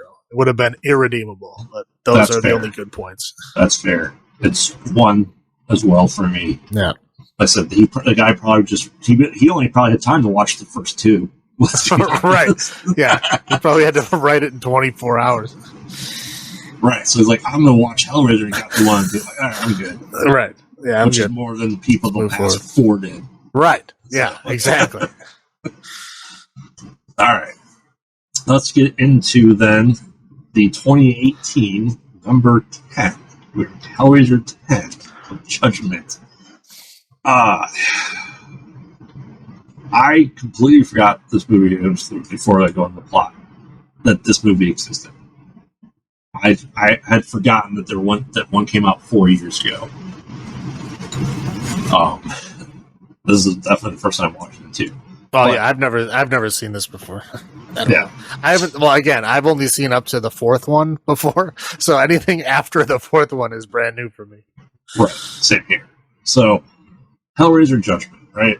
So, it kind of starts off with a guy strapped to a chair with a Cenobite with slashes over his face, with Morpheus sunglasses on, taking notes. He's kind of recounting aspects of this guy's life. He's like, and he's typing this out with this really weird ink-filled typewriter.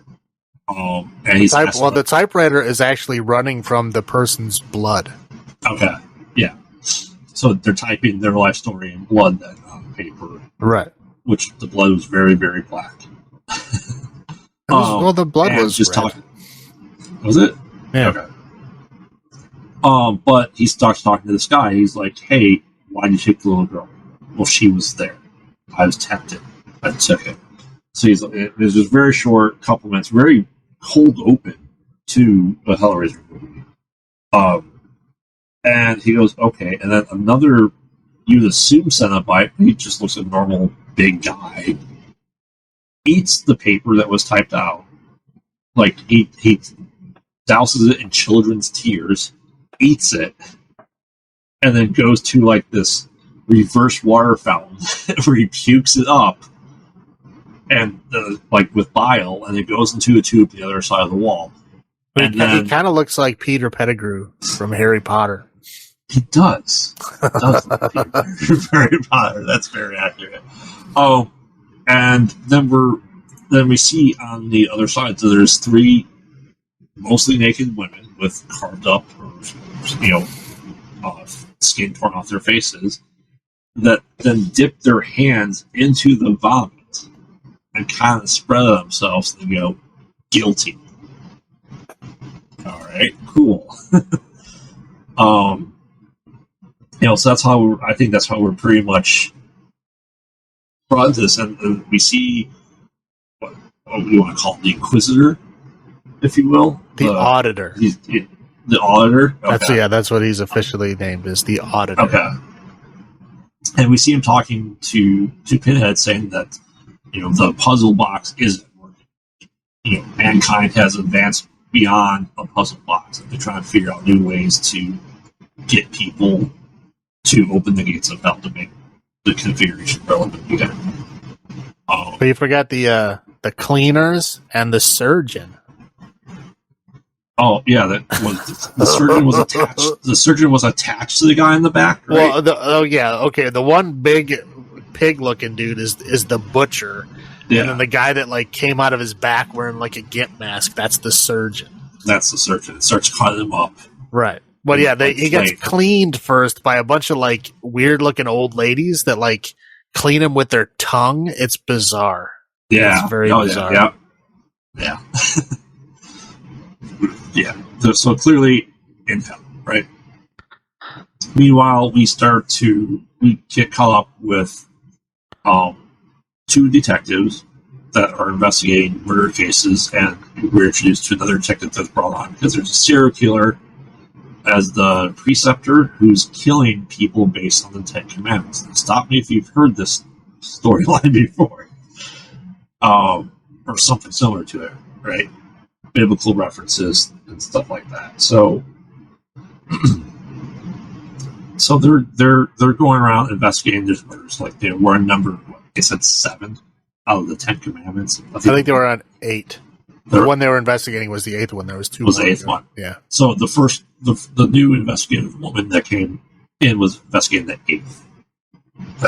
Okay. So they're realizing that there's basically 10 Commandments. They're trying to just do detective stuff. He goes, "Hey, I gotta leave. It's my wife's birthday." He comes home, brings her flowers. She goes, "Happy birthday to me," very rudely. Well, okay. Well, yeah, it was her birthday, and he shows up at 11 p.m. with flowers that aren't even flowers that she likes. So yeah, it's okay that she's drunk and upset. But it's just the same we had with Inferno. That it's a cop; it's his job. He's investigating a serial killer. There has to be some leeway in there in the job field, right? I'd get chewed out too if I did that. You can make time for your wife on her birthday. Yeah. It's not that hard. So, he's they're doing leads. He goes into the main guy. I can't remember the name. He goes into an abandoned house, and he goes into there. He goes there by himself. Doesn't. Well, yeah. I don't think he tells anyone that he's going. No, well, to be fair, he was. They went and they found a pedophile who was a suspect. Yeah, but this was because the 9th one was "Thou shalt not steal," and he killed a bunch of runaway kids that were petty theft, kind of criminals. And so they were investigating them, and when they were investigating them, they found out that they were attached to, some of them were attached to this weird pedophile dude. And then when they went to investigate the pedophile dude, he looked in his computer for the last known mapping thing that he went to, and that was this abandoned house. And that was the same abandoned house that he went to that he got audited at. Yeah. So he wakes up, and he's essentially in hell, right? And he starts getting audited. And, he's going through the process. He's typing it out, the auditor, right? He realizes there's something that seems weird and off. He couldn't really put his finger on it. He's asking, when's the first time you hurt someone? It's I was 4 as a family dog. Next time I was 25. And I'm thinking, I was 20 when this movie came. When it takes place in 2004. I'm that dude looks much older than 25. Or older than me at that point. Oh, Well, me, a couple years older than me. well, at 25, he said he killed. That was the first time he killed, and he was in the military. Right. And he was talking about the grenades, shredding the skin off of people. But he was doing it in the service of his country. Right. So, I mean, it had probably been, That's what- from the looks of it, it had probably been at least 10 years from that point. Yeah. Yeah. But I'm saying time frame wise, he's supposed to be 5 years old in the movie. I think he looked better than him. He looks pretty old. So like the guy that comes and eats the papers, he starts shoving it in his face and like immediately goes to the reverse water fountain, throws up black bile, and like kind of keels over a little bit. And the jury, let's call them the jury, the naked women jury. That's actually what they call them. So yeah. Is it? Okay. Yeah. They realized that like when they got it on them, like they're standing there, it's covered, looks like more oil covering their naked bodies. It starts affecting them too. And he's getting ready to be cleaned. He's getting ready to have the surgeon there, right? The old lady there looking at him, and the surgeon's ready to start doing work. All of a sudden, the auditor goes to the glaring white light room with an angel saying it's not his time. And that they have to release him. Like, he really didn't do anything wrong, per se. Whatever it is. Like, you can barely see them in the room, right? At my TV. Yeah, it's like, it's like very, very white. Yes. But, yeah, she basically says, let him go. Right. So he escapes the realm somehow with... Okay, I gotta just interject one thing here. The part where they're licking him, and then they, like, all spit in, like, a cup, and then they say, we gotta wash you inside or outside and inside, and they start pouring their spit in his mouth. I couldn't even watch it. Oh, I seriously, I'm like real. I can handle like blood and guts and all that kind of shit. When you start talking about like bodily fluids being like spit in your mouth, I can't handle it. I can't do it. And it was like gross. I had to actually look away, which I almost never have to do, but I had to look away because it was that gross. Yeah. Yeah, I agree with that. Like, I have some problems watching some jackass stunts with bodily fluids. But he escapes. He takes the puzzle box, and he returns, and with his brother, it's like, hey, you have to come here right now. They go there. They don't see anything there. At night, the detective we're following is, ready to have sex with his wife, and then he just has visions of the Cenobites and everything that has to stop. It kind of runs out of there. I'm trying to think what happens next. Well, at this point is when the chick detective starts suspecting him. Something's wrong. Yeah, because she's looking at the old like case notes, and she sees that one of the letters that the preceptor, who was the serial killer guy, sent had lines from a book, A Tale of Two Cities. And then he kept talking about that book to his brother. Right, and then the brother finds a copy of that book at his house when he was like checking up on him, talking to his wife, trying to find him. Because he was like, apparently he was a drunk and then he was sober, so he came over to like help him because he got drunk again or whatever. So he was like talking to the wife, and he ended up finding a book, and he opened up the book, and the two lines were highlighted and underlined. That were the two lines that were used in that letter.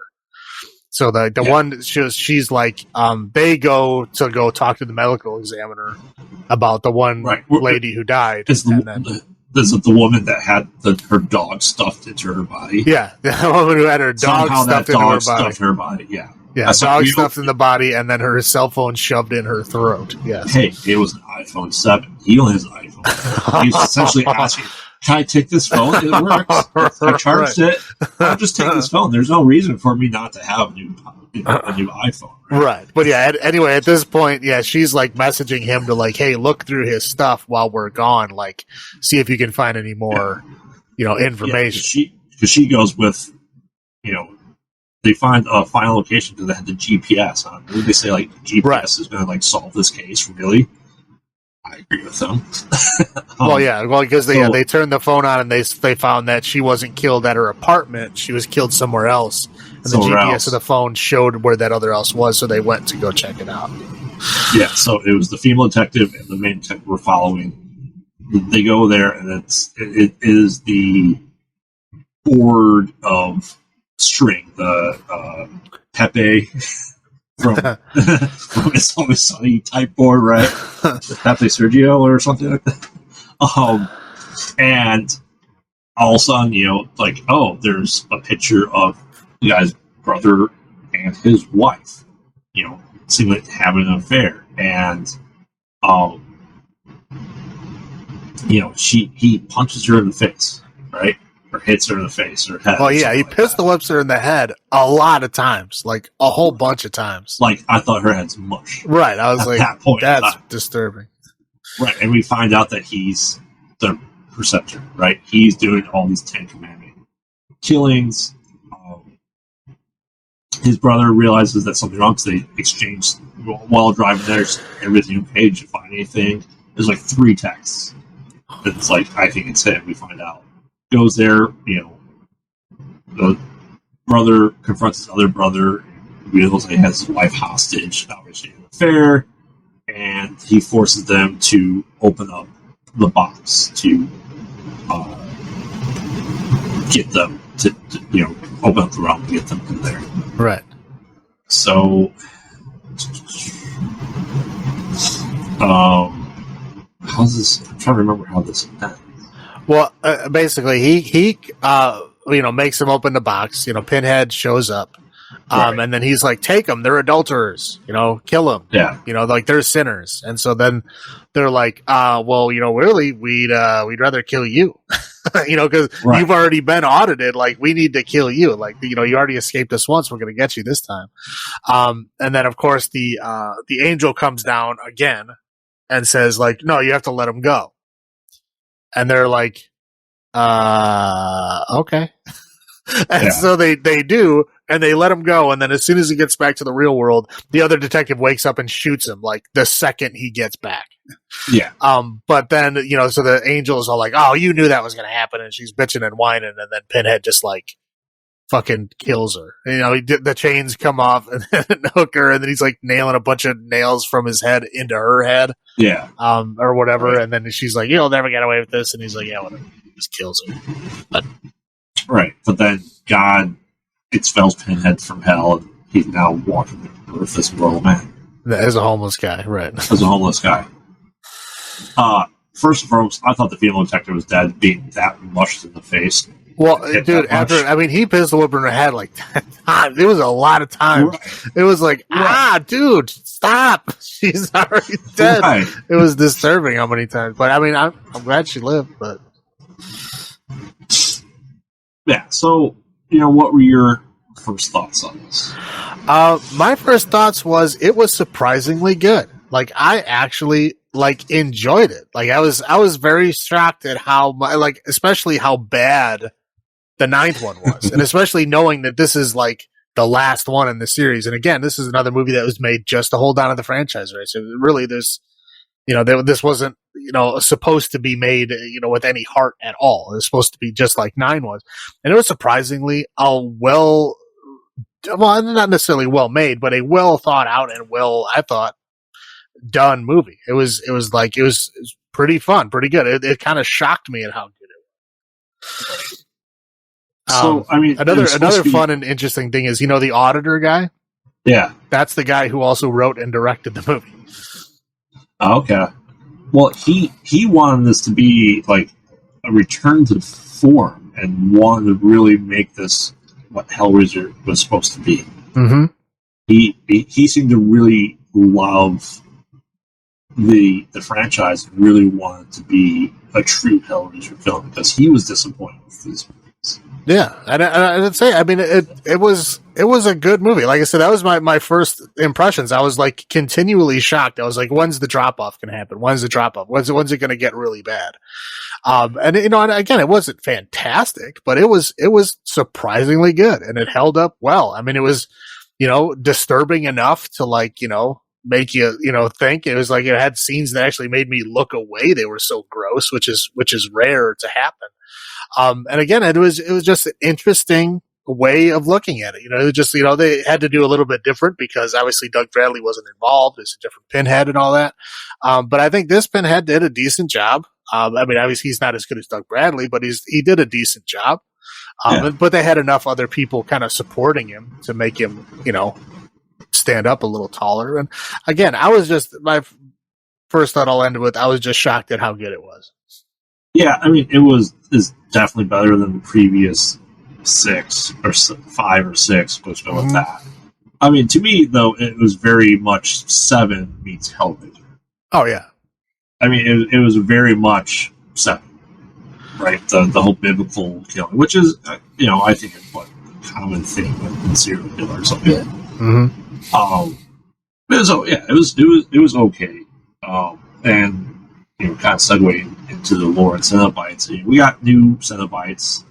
We had the jury, we had the cleaners, we had the butcher, we had the surgeon, the auditor, the assessor.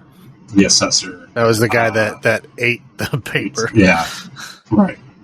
I mean, so we got a good number of things in there, and for the very first time, God and angels. It's always been hell and demons. And you would assume that in the world that believes that has the hell, that there would be the opposite of it. And it's just, I don't think really ever mentioned. And so, I mean, for lore-wise, it did add to it. Surprisingly. Yeah, it added a new piece of it. Right, yeah, it added enough. Again, it didn't answer all the questions or anything, but it did what I think the fourth one wanted to do. The fourth one, like I said, the original script, there was a lot of hell politics, of the two versions of hell kind of battling each other over the heart of hell, more or less, right? And this one is just added more to that. It just, there was some weird politics. You got to see other, there's a bureaucracy in hell, apparently. And 2 is Pinhead is part of a machine. He's part of a, judgment machine as you show in this one. Probably not all the time, because a lot of the times when they open the box, he can do the shit himself. And they even show in this movie, when you open up the box, you go straight to Pinhead. You don't have to deal with the auditor and those other people. The auditor you have to deal with when, he tells you to come to the house and you actually show up at that house. Then they go through their whole rigmarole.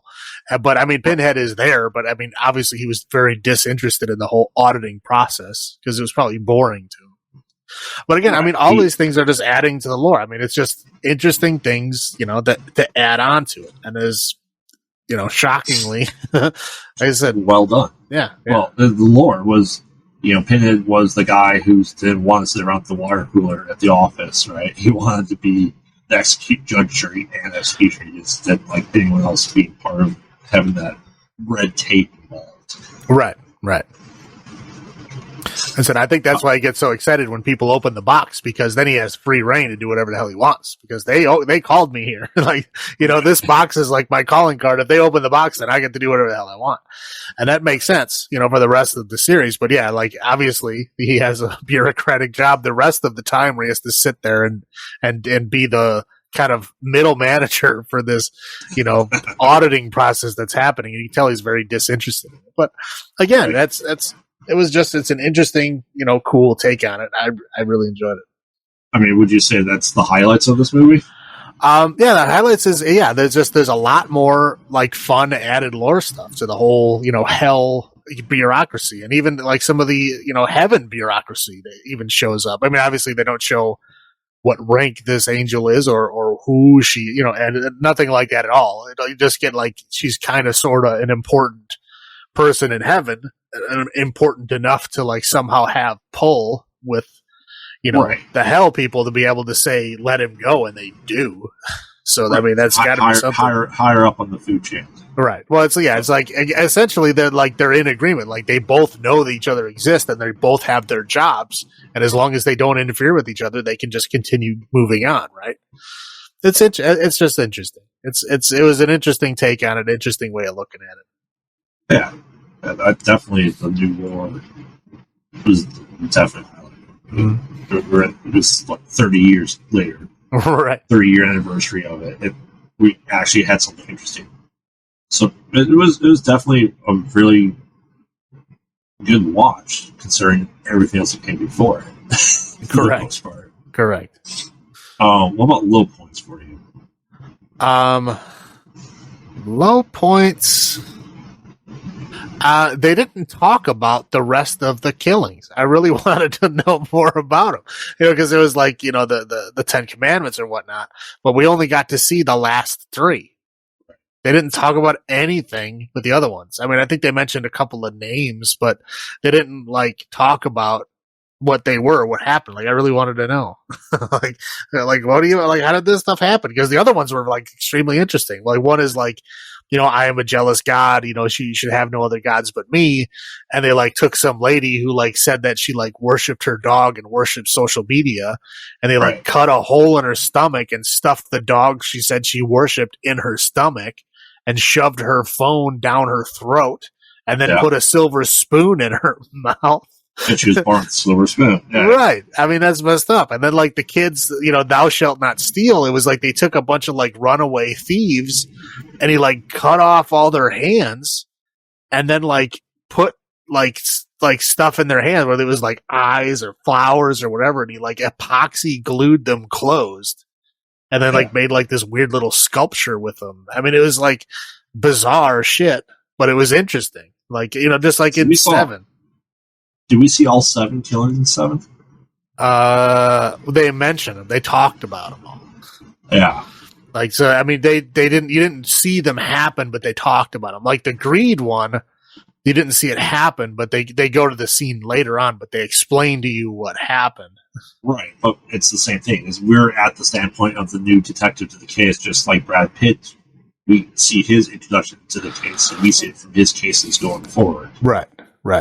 It's the same. I think it's the same thing. Yeah, but I mean, well, technically, 7 was about the 7 deadly sins, and this is about the 10 Commandments, so it's different. Well, but it's I know. I'm teasing. But yeah, no, it's again. Low points is just that when I wanted to see more of it. I mean, is it particularly well acted? No. But it's decent enough. I mean, it gets the job done. Right. I mean, the low point for me, I guess it makes sense that we're saying that people go in the box so that, Pinhead doesn't have a big role, so he's not in it as much. Being the lead Cinnabot, I think he should have been in it more. We met with, the auditor more, had more time with him. Yeah, that's true. And I think they kind of purposely did that because Doug Bradley wasn't coming back. So maybe it's just a statement of Hellraiser as a whole, too. The people are just bored with it and do different things. They talk about just different ways to get people to help. This is a different way to get us interested in Hellraiser again. Right. All right, so lament configurations for you. Lament configurations, I will give this one a 7 lament configurations out of 10. I really liked it.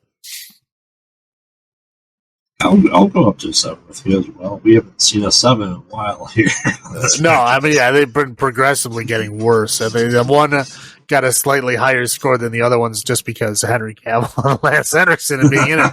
But I mean, the movie itself is a 2. I mean, this one is a genuinely enjoyable movie. This is a movie that I wouldn't mind watching again. So rewatches 1, 2, this one. Right. Yeah. Well, I mean, I'll 1, 2, 3, and 4. I'll watch, because at least they do something interesting, At least they're showing you the actual Hellraiser world. Clive Barker was involved, right? Right. And then this one, which I don't think Clive Barker was involved at all. But I feel like it's interesting enough to where you'd want to watch it, and it's not tied to any of the other ones. So. Yeah. All right, so you can bring us home with the last one? Sure. All right. This is the, I guess spoiler warning because the movie just came out Yesterday. Yeah, October 7th. Very big so, spoiler. yeah, on October Very big 7th. spoiler. We're recording this on October 8th, so it came out yesterday. So, yeah, just came out. Hellraiser reboot revival. Spoiler alert if you have not seen it. So we're opening up on a sex scene, right? Yeah. I mean, that's what it opens up on. Yeah, there's a girl and a guy and a sex scene, and they're getting, too hot and heavy. Guy says he loves her. She, kind of goes, nah, I don't like that. And so they go to leave, and they realize that all of their roommates have heard them, right? So the guy leaves, she's hanging out. You find out that one roommate is her brother. The other roommate is her brother's boyfriend, and then they have another roommate who, the girl. Her name is Nora. I don't know if there's any relationship. Her brother's name, I can't remember. I know the brother's boyfriend's name is Colin. The boyfriend's name is Colin. Jake? Was it? I don't know. I don't know what the brother's name was. Her name is Riley. Yes. Her name is Riley. The boyfriend's name is Trevor. Yep. I remember the girl's name is Nora. The boyfriend's name is Colin. I don't remember what her brother's name was. I thought it was Jake. It's possible. Anyway, whatever. So you kind of find out that, she's kind of behind on rent. She's, just been sober for 6 months. She was like, heavy into drugs before that point. And he's like concerned about her, like hanging out with this new guy. She apparently met him in like AA or something, or NA. Her brother's name is Matt. Matt. Okay. Again, we'll get there. So he's like, just stay away from it. She's like, okay, next scene, she's at his apartment, obviously not following the rules. So they're kind of discussing, she needs money, right? Because she's got to pay rent. So he's like, okay, so what can we do? Well, like I have this delivery company, and I delivered this shipping container to this warehouse like months ago, and it's just been sitting there. Like no one ever picked it up. No one ever did anything with it. It's just sitting there. He's like, I know some rich guy dropped it off. It's just sitting there. We can just break into it and take whatever's in there and sell it because obviously nobody cares. Yeah. Hold on. That wasn't the beginning scene. The beginning scene was at the house with the coins. Oh, right. Yeah. So, so there's like a party going on, and there's like a dude very out of place at the party, like wearing like a sleeveless t-shirt. Yeah. Anyways, so he goes up, he kind of walks into this like, menagerie of like, occult artifact kind of things. And he goes up to like it looks kind of sorta like the Lament configuration, but it's like a kind of like a stretched out version of it. And so this guy comes out and he's like, oh, you like that puzzle box, huh? Look, it's almost done. Why don't you finish it? And he's like, okay. So he like finishes the puzzle box. His little blade comes out, stabs him in the hand. And he's like screaming, ah, and then it like the box changes into a different shape.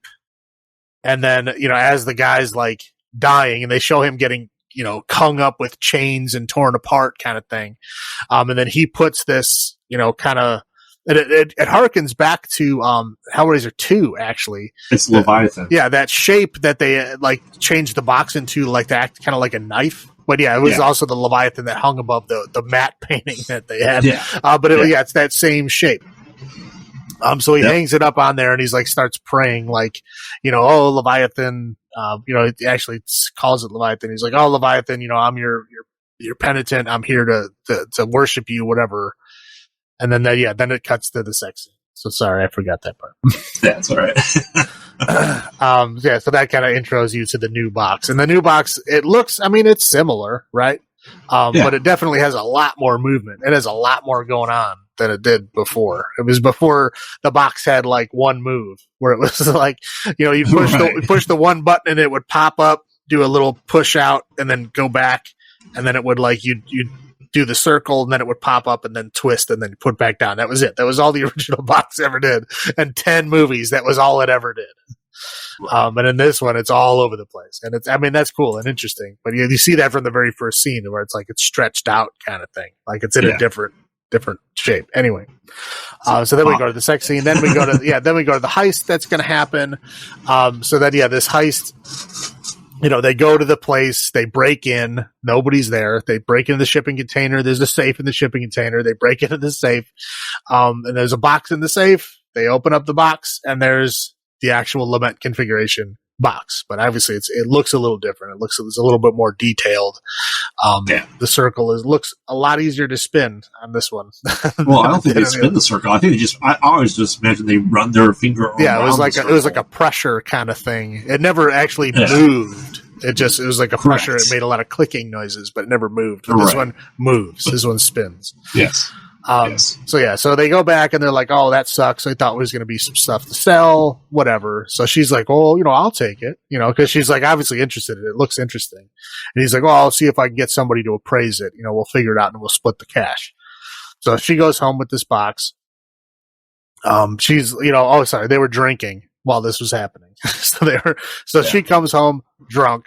The brother comes out. He's bitching that she's drunk. They get in a fight. He kicks her out. She leaves, goes to her car, to like put stuff in, and then she finds some old pills, right? Because she was like, sober, and now she's not. She initially dumps the pills on the street, and then she changes her mind and she pulls some pills out and she takes them. And then she goes in like this playground that's right next to their car, and she basically like spins around on the playground spinny thing, and she's just gonna like enjoy her drug high, right? But while she's doing that, she's kind of messing around with the box. She's messing around with the box, and she ends up opening the box, which has a knife. Yeah, which has a knife, but the knife doesn't hit her. It just pops out. Yeah. But it doesn't hit her. She has like visions of Cenobites, which is like it shows off the new Pinhead, which is kind of I think more disturbing than Doug Bradley's been. I mean, really, I would agree. I agree with that. We'll discuss their we'll discuss their looks a little later on. But I mean, they are not pleasant. I mean, they look like there's some horrible things going on there. Yeah. But like don't actually like get involved. But they're like you definitely see visions of them. She starts seeing them like in the corner of her eye, kind of thing. And then the brother ends up getting worried about her, and he comes out looking for her. And he sees her laying down. He goes over thinking she's having like a drug overdose or something. She's trying to wake her up. And as he's trying to wake her up, he cuts his hand on the box, on the little knife in the box. He ends up, waking her up, and he kind of drags her over to the building, cause she's right next to their apartment building. He drags her over the building and goes into like this big public bathroom that's attached to their building somehow. It's in the park. It's still open at like 3 a.m. Yeah, well, whatever it is. So he throws her up against the wall outside, and he's like, "Well, I cut my hand pretty bad. I'm going to go wash it off.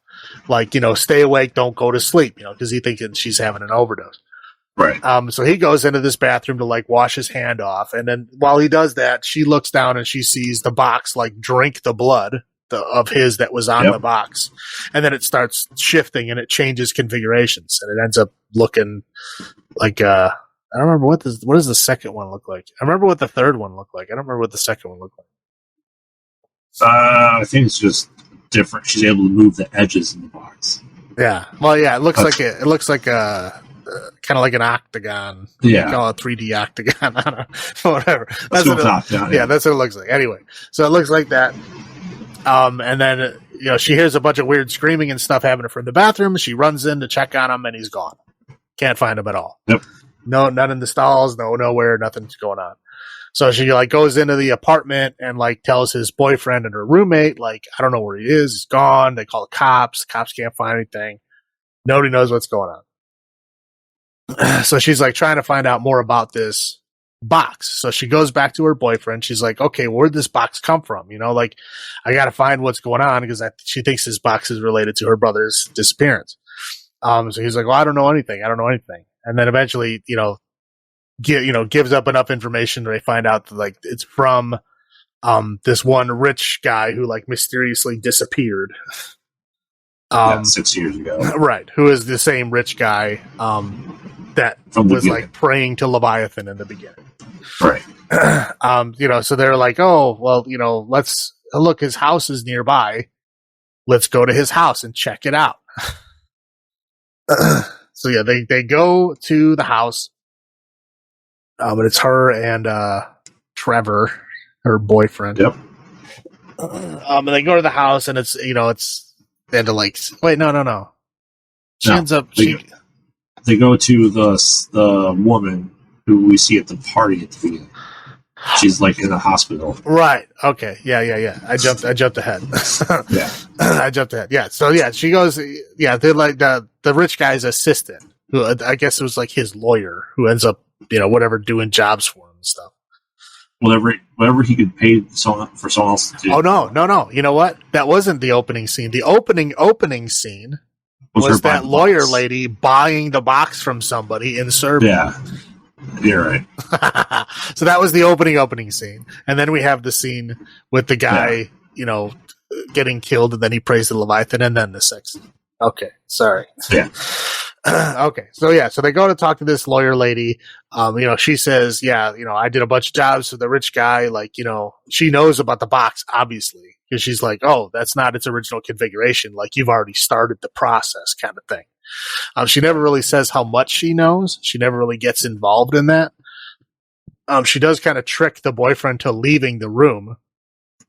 And then once she leaves the room, she tries to like take the box back. Like she's going to go hide it so that nobody can find it again. And in the process of doing that, the knife pops out and it stabs her. Yes. Right. So as it stabs her, the boyfriend comes back and they're all like, yeah, this is weird. Let's get out of here. So they leave. And then the Cenobites come and they take that lady. And you start to see a couple of these weird looking Cenobites. They're disturbing looking. Oh, absolutely. Yeah. So she's like trying to run around the hospital, like get away from these things. They eventually get her and then it's, cut back. So then she's like trying to find, more information. Like the guy calls, the hospital like check on her because he knew that she got her hand cut and they said that she's gone, we can't find her. And then she decides she's gonna like look for more information on this, and then that's when she decides she's gonna go to the house. But then Trevor decides he's not gonna go with her. Right? Yeah, she goes by herself. So she goes to this house by herself and she is able to break in because there's like a weird like cage, like a bars around. Faraday cage. Right. Almost. Yeah, there's weird like bars around the house. So she can't get in the doors or anything, but she was able to sneak in through this one like basement window. Right. Yeah. So she gets in there, she looks around and she finds the room that they originally, showed, when he was praying to Leviathan in the beginning. She kind of sees the switches, that she can hit switches and like open and close different doors in the house, so she learns how to do that kind of stuff. She finds books that describe the different configurations of the box and what they mean. Yeah, and what they mean, and like how many there are. And she sees that one of them says resurrection, and so at this point, she's like, "Oh, we have to, finish this to get to that point, so that we can get my brother back." Because at this point, she's pretty sure that he's gone, right? Yeah. So she wants to resurrect him. So she decides she's going to try to figure out how to get this box to work. Obviously, at this point, she doesn't know, what's required to get there. Okay, and at this point, she leaves there. Wait, no, they show up to check on her, right? Or is that later? Yeah. No, they show up to check on her. So it's Trevor who brings Colin, her brother's boyfriend, and Nora to the house to check on her, right? Yes. So they find her there. Well, she goes down in like the sex dungeon first. Yeah. She has a couple more like visions of the Cenobites down there. But they don't actually come after her. She just kind of sees them. And then they go down there. And then they're all kind of like deciding that they're going to figure out, what's going on in this house. And so they're hitting switches. The Nora and Trevor are like in the bar area, so where Trevor goes, I don't know, to go get a drink or go to the bathroom or something. And then Nora's like hitting all these switches, and she opens up a hidden compartment in the wall. So she goes in this hidden compartment, and she did she have the box with her? She must have, right? She did, yeah. Yeah. Yeah. So anyway, so she's in there. She meets up with somebody or something in there. They don't really show what it is. But that somebody or something takes the box and stabs her in the back with it. Right. And she eventually ends up getting out of there. But, obviously she got stabbed in the back by the box. So they pull that out and they're like, okay, this is too much. We need to get the hell out of here. So they take her and they jump in their van and they try to leave. And as they're leaving, they get lost and they're kind of driving around.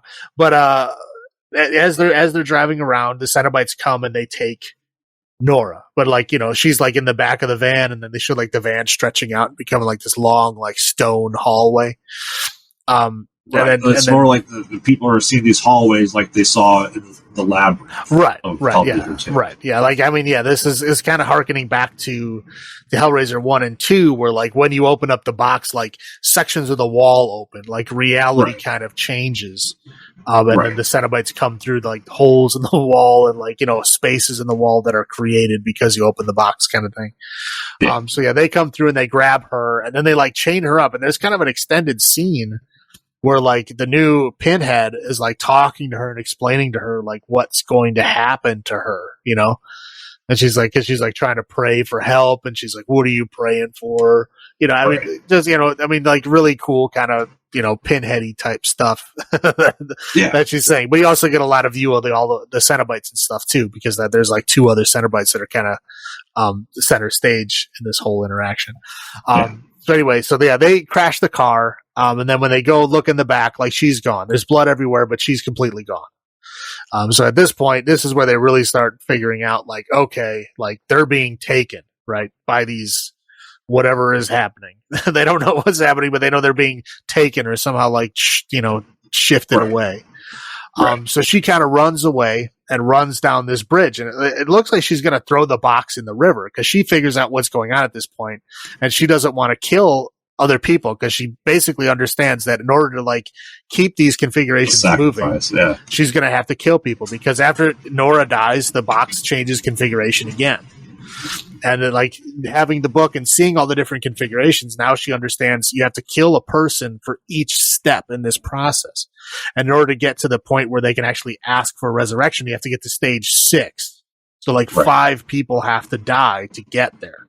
So yeah, she understands this. She's like, okay, I don't want to do this anymore. She goes to throw it in the river, and Pinhead actually shows up and convinces her not to. Well, she also gets stabbed in the hand by it. Right. Well, yeah, she gets stabbed in the hand, but Pinhead does that to her after she says no. Because Pinhead comes to her and says, hey, you can resurrect your brother. That's one of the things you can do. All you got to do is get to the end. So you got to give us, I think at that point it was 2 more, right? You got to give us 2 more people. Right. And then you'll be at the end, and then you can wish for whatever you want. And so she looks like she's thinking about doing it. And then she's like, no, I don't want to do that. And then that's when Pinhead pops the blade out and cuts her hand. And now she's like, well, now you're going to go unless you give us somebody else. Right. And that's when she runs, back to them, and she's like, okay, we got to go back in the house because we can hide that way. So they try to go back to the house. They end up getting cornered by Chatterer. The Chatterer is back in a new disturbing configuration. They jump over the fence. Her and Trevor jump over the fence. Colin ends up kind of cowering away, but the Chatterer just walks past him, does not care about her at all. Because he's not marked. Yeah, right. He's going straight for her because he's following the rules, right? Yep. So he's going straight for her. And then they're kind of holding him back. He ends up pushing them against the wall with this gate that he opens. And he ends up biting Trevor's arm because Trevor is trying to protect her. A good chunk out of his arm. Yeah. Trevor's trying to protect her, so he's trying to chew through his arm, and then she ends up stabbing him with the box. Chatterer, yeah. Right. And then this Chatterer just kind of steps back, and then he gets torn apart by chains. So apparently it's not just people; it's anybody who gets stabbed with this thing, right? And Cheddar accepted it too. Right? Yeah, he just backed up and just kind of stood there, like let it happen, like he didn't try to hide it or nothing. He just like, this is my fate now. And then the configuration changed. So at this point, you only need one more thing, right? So they get back to the house, they lock they close all the switches, they lock the house up, and they basically come up with this plan, like, hey, we'll just let one more in. And then that's how we'll get them. So they're in the other room trying to like plan this out. Trevor, who had this bite on his arm, is kind of like unconscious at this point. So he like wakes up a little bit, and then that's when the rich guy comes out of the secret passage in the wall. He was the guy who stabbed Nora earlier. He comes out of the wall and he starts talking to Trevor like they obviously knew each other. Like he hired him to do this whole thing. So like Riley was a mark. Like he was trying to lure her in just to start this process. And then he saw that this was kind of working, like her brother disappeared and he's like, oh, I can make this work. I can get everybody through this whole thing. So he knew what the box is. He knows all about the configurations. He knows all about the guy who owns the house. He knows all about the house itself. And he was just kind of playing along just to like let them kill each other kind of thing. So that the configurations can move along so that his boss could take over because this guy hired him to do that. And he's got like this bizarre contraption like attached to him. Yeah. Right. Through him. It's through him. Yeah, it's like through him. And it's like every this is like every like 30 seconds or so, it just like randomly starts like spinning up and then it like pulls all the nerves out of his body and like twists him up on the, it looks like it hurts. Yeah, well, he said that they do that so he doesn't ever go numb. Right, yeah, he doesn't ever go numb and he can't ever get used to it. Right, so he's always in constant pain. Right, yeah, so he's always in constant pain. And apparently he's been like that for like six years. Yeah. Right. I can't imagine that. But anyway, so he tells him like, hey, you need to get this shit, you need to get this under control. So you need to kill somebody. This needs to get sped up. Like, I'm tired of having this thing. We're so close. Let's go. Right? Because there's only one more person left. Right. So he slinks back into the wall. And then they try to enact their plan, right? So where they're going to open up the gate a little bit, let one of the Cenobites in, close it, and then they're going to stab that Cenobite and then get the last, person that they need to, complete the whole configuration thing. That's what they're going to do. So, they open up the door, Cenobite gets in, and it's the one that's like moves really, really slow. And it's got like weird, like it's got like this weird thing on its back where it like pulled all his back muscles out and it's and it pulled him over its face. Yeah. It's like, it's bizarre looking, but it's like the one that moves really slow and makes this really weird sound. Like a breathing apparatus. Right. Yeah. And so they're like, okay. Iron Lung. Right. Yeah. They're like, okay, well, we got lucky. We got the slow one. So we should, we're okay. Yeah. And so they're kind of moving backwards to try to trap it in this, area between two doors so they can, trap it so it can't move. And as they're going, the thing just like throws the contraption off its back and then just starts running. And they're like, oh no, like they didn't think it could run. So they all kind of panic. And she's running. She's the one that has the configuration to stab it with. She ends up dropping it and then she gets through the cage. So they lock the cage, on the thing. So it's like stuck in there. She can't get back through the door, obviously, because the thing is trapped in the door. Colin is stuck on the other side of the cage. So the only one that's in that room is Trevor, and he's injured to the point where he can only like lay on the ground at this point. So eventually Colin gets in the room. He goes to look for the thing. He can't find it. He doesn't know where it is. It's not there. It's not on the floor. So as he's looking around, the rich guy comes out and stabs him with the configuration thing. So yeah, at this point, he's been stabbed, so he's the next one marked. Yep. And eventually, because the Cenobites still can't come in, and eventually they open up the doors to let them in. Just to kind of I think they're just trying to speed it along, right? Yeah. So they open up, the Cenobites come in, the one lady with the weird wire head, or like the weird canopy head. I don't know what the hell is going on with their head. She starts wrapping up Colin in like this barbed wire looking stuff. Yeah. And then eventually, she, Riley ends up getting the, because it changes into the Leviathan configuration at this point.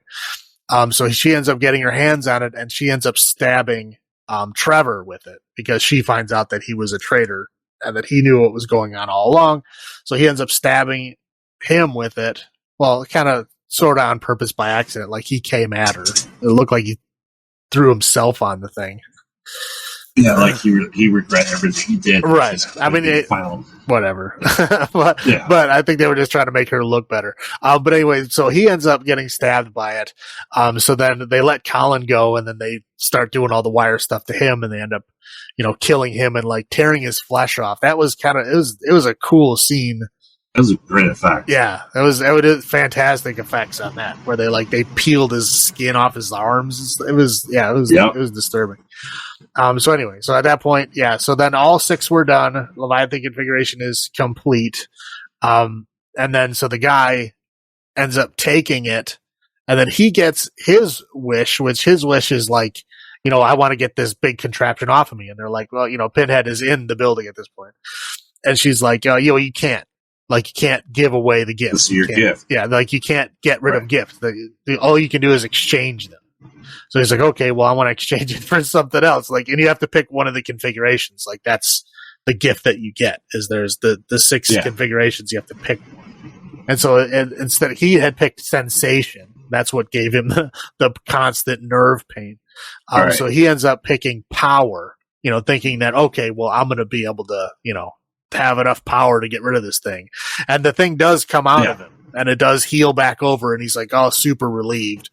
And then the big Leviathan thing that had come out of the sky when Leviathan happened, there's like a big giant version of Leviathan in the sky, shoots like this giant chain into his chest. Right, through the hole that was just healed. Right. This giant chain, and then ends up like dragging him up to the sky. And then so Riley and Colin are the only ones that survive, and she's like walking him out, and then she goes back, and apparently she gets a wish too. I don't understand how there's 2 wishes, because like you should have to go through the whole process again to get another wish, right? Yeah, I would think. Anyway, maybe because she was so involved and she did have her blood in it at one point in time, and maybe they gave her a freebie, whatever it is.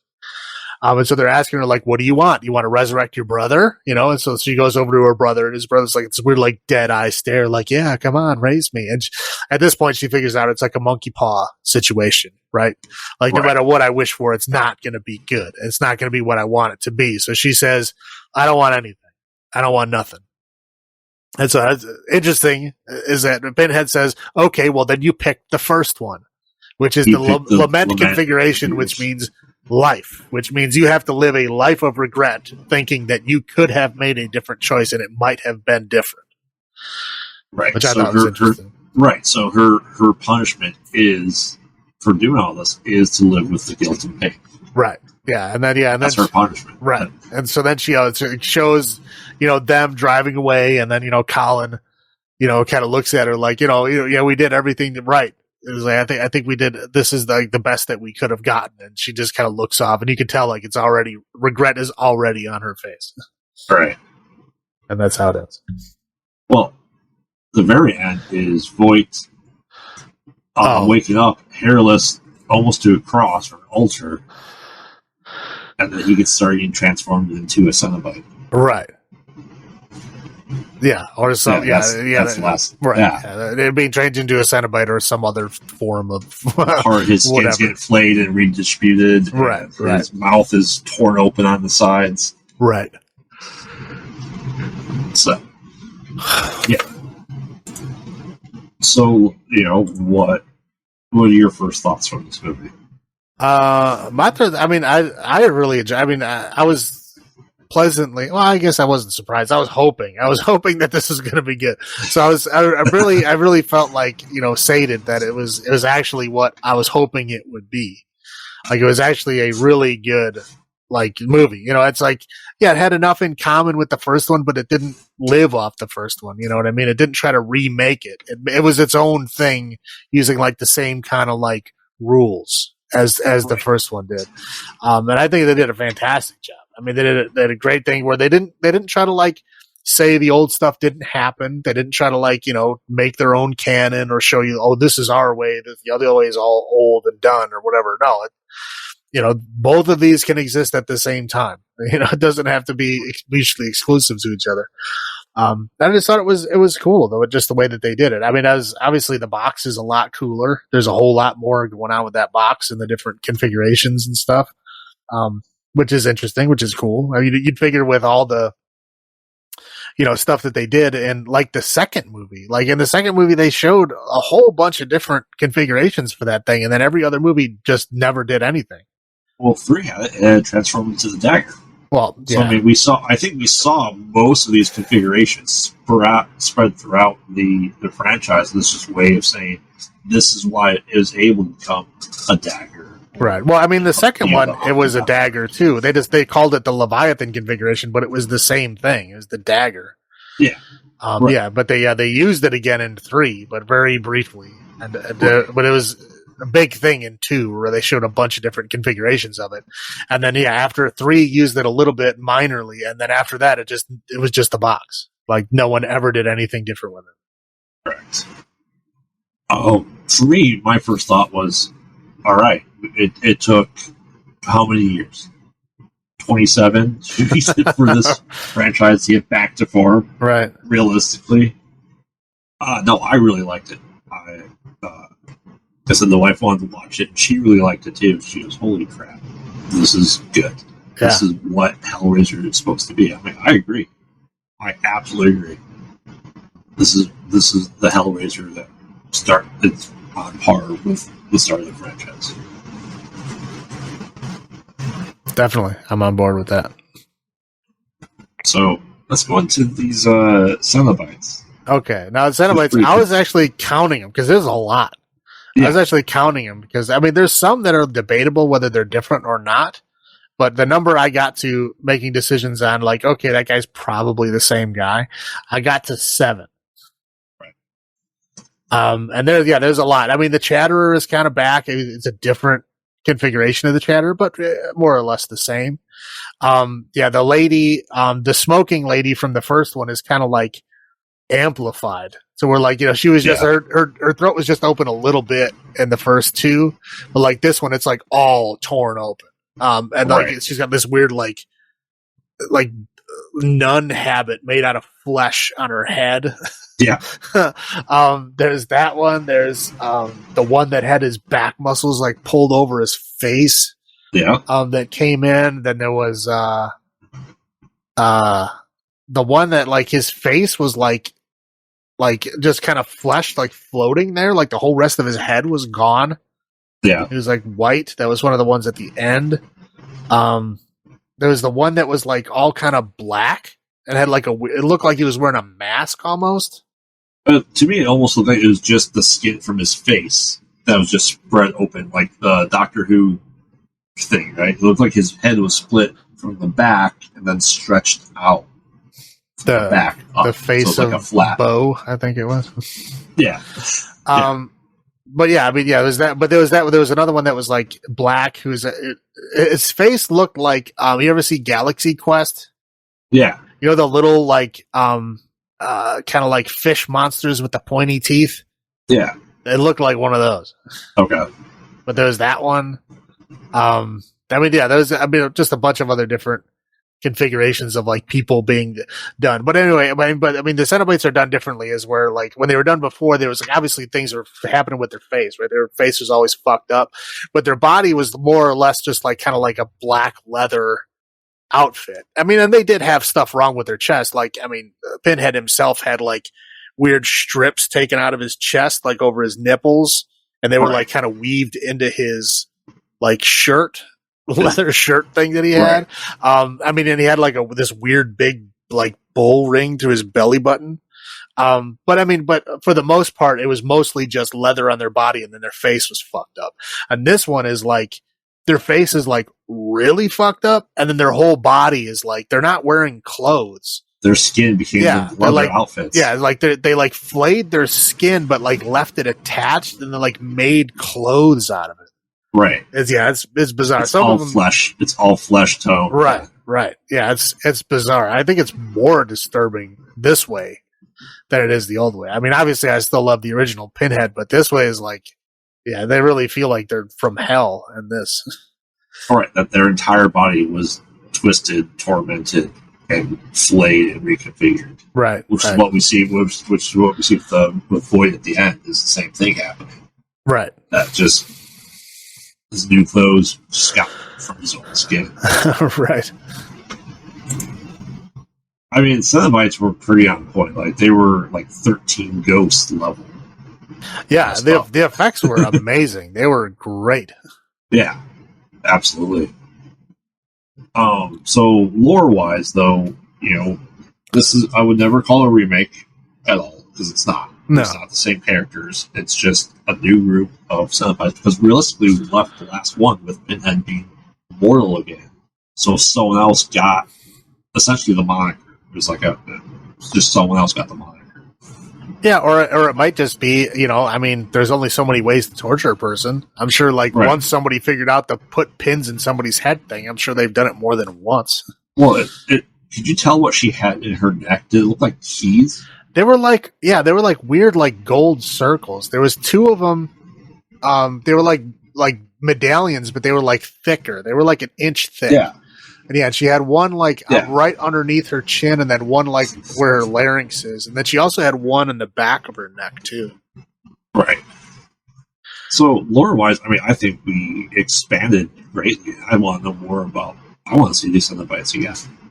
Right. I think it's cool that the box does different things. You know what I mean? There's again, the Lament configuration. They've always called the box the Lament configuration. They've always, and again, in the earlier ones, they assumed that it was a specific configuration of that box that was the Lament configuration, right. And that's what called them. They kind of insinuated that there was other ones, but they didn't really mention them. The only one that they the only one they kind of sort of mentioned was the Leviathan one. That was in the second one. That was what turns into that dagger looking thing. Right. But yeah, after the second one, and then a brief appearance in the third one, they completely abandoned that. But it was nice to have different names for them, and an actual reason for the different things and stuff like that. And the box being more involved because it kind of sort of became, because the original Hellraiser wasn't really a slasher at all. No. It was more just horrible things that people do to each other. But this one kind of sort of became a slasher because you needed to kill one person at a time to get the different configurations to happen. It ended up not really being a slasher because it wasn't a person going around killing people, but it ended up being a kill people one at a time thing to forward these configurations along. So I think this new version of the box could easily be a slasher movie. Right. Do you think that the 5 configurations, if you go through, you get 5 kills, get to the final one, right? Uh-huh. Do you feel like that's the same number of bodies that most people needed to get fully reformed coming back? Probably. The only one that really went into that, well, the first one, I think they killed 3 people, and he thought he only needed. Yeah. Well, there was only 3 because they saw the bodies. They found the bodies in that other room, and there's 3 of them. Yeah. And they tried to kill the 4th. So like I said, but he said he thought he only needed 1 or 2 more. So yeah, I would say 5 total should do it. But then if you look at the second one, Julia needed to kill how many dead people were in that room? 12, 15? Yeah. It was a lot. Maybe she was just greedy and kept going, but who knows? Maybe that's what she needed to get her skin back. Yeah, maybe it's possible. But yeah, I would say, they stayed pretty consistent with that. So where 5 people killed with the box would equal, one thing. Yeah. Yeah. What about highlights for you? Highlights again, it's just the design of those Cenobites are just really cool. I was every time they were on screen, I was just fascinated. Like I said, I was just counting them, trying to see how many different ones there were. A lot of these other movies, there's only 1 or 2, but yeah, this one, there was a lot. And they were all unique and all interesting and all disturbing. They were very cool. I liked them a lot. And also, just the box and its different configurations and, the different, it was it really felt like a puzzle box, right? Because there's all these different puzzles you could do with it. So they always said it was a puzzle box before and it didn't do much. Turn. Right. Yeah. Right. Yeah, highlights definitely the Cenobites. Like and just this movie kind of as a whole, like I felt like this is kind of like watching Hellraiser 1 for the very first time. Was just that the intrigue, the wonder, the everything that you had watching the first Hellraiser came back with this. I think it had the same effect. Right. What about you? I know you saw Hellraiser before me, but I mean, were you just as enamored with this one as you were the first Hellraiser? Oh yeah, definitely. Yeah, I mean this one. I mean, because this one's like the longest one of the franchise. Yeah. And I didn't even really notice it. Like I said, I didn't really notice how long it was until like we had planned to record this at a certain time, and I was like, oh wow, like I didn't realize that I was like close to that time until I was like almost already on it. So yeah, I was very into it. But yeah, no, I would. Yeah, it's definitely good. Yeah. What about low points for you? Low points. I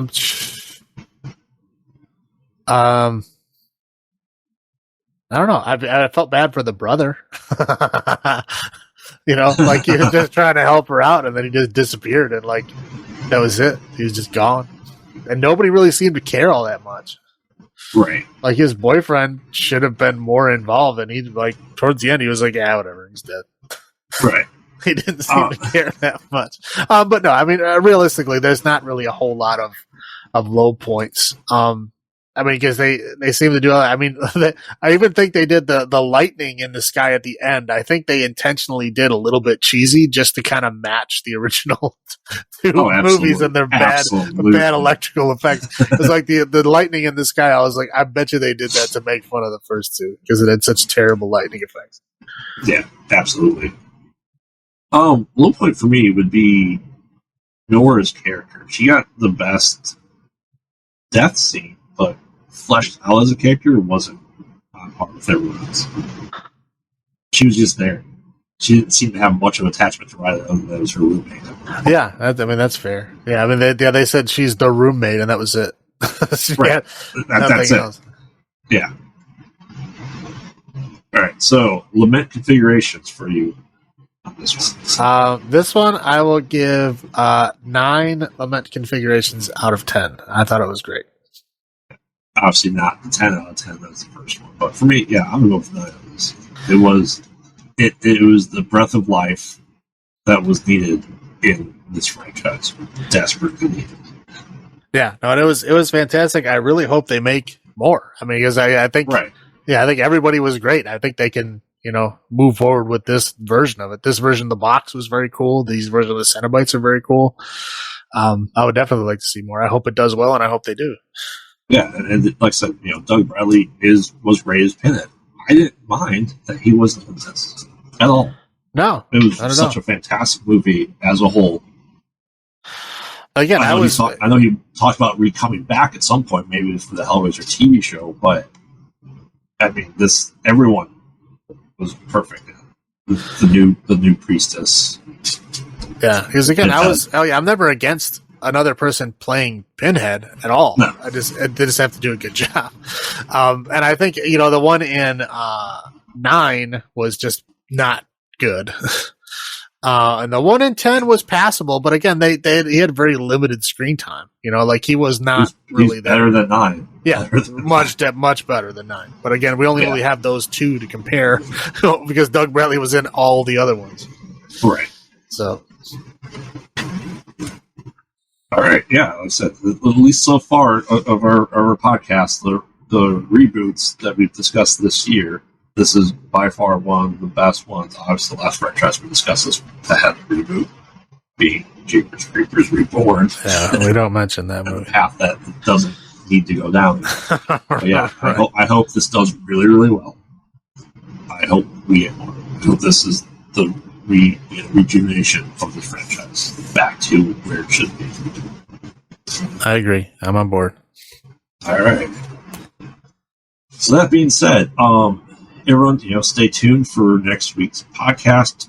We're going to be putting out a couple of these a week this week, and that's the plan. Is because we're having a 4-part discussion on the Halloween franchise and their confusing timelines with Halloween Ends coming out a week from today. We'll probably have that. Probably go see it hopefully next week or the week after and finish that up. So, in the meantime, this is Graveyard saying, have you checked on the children?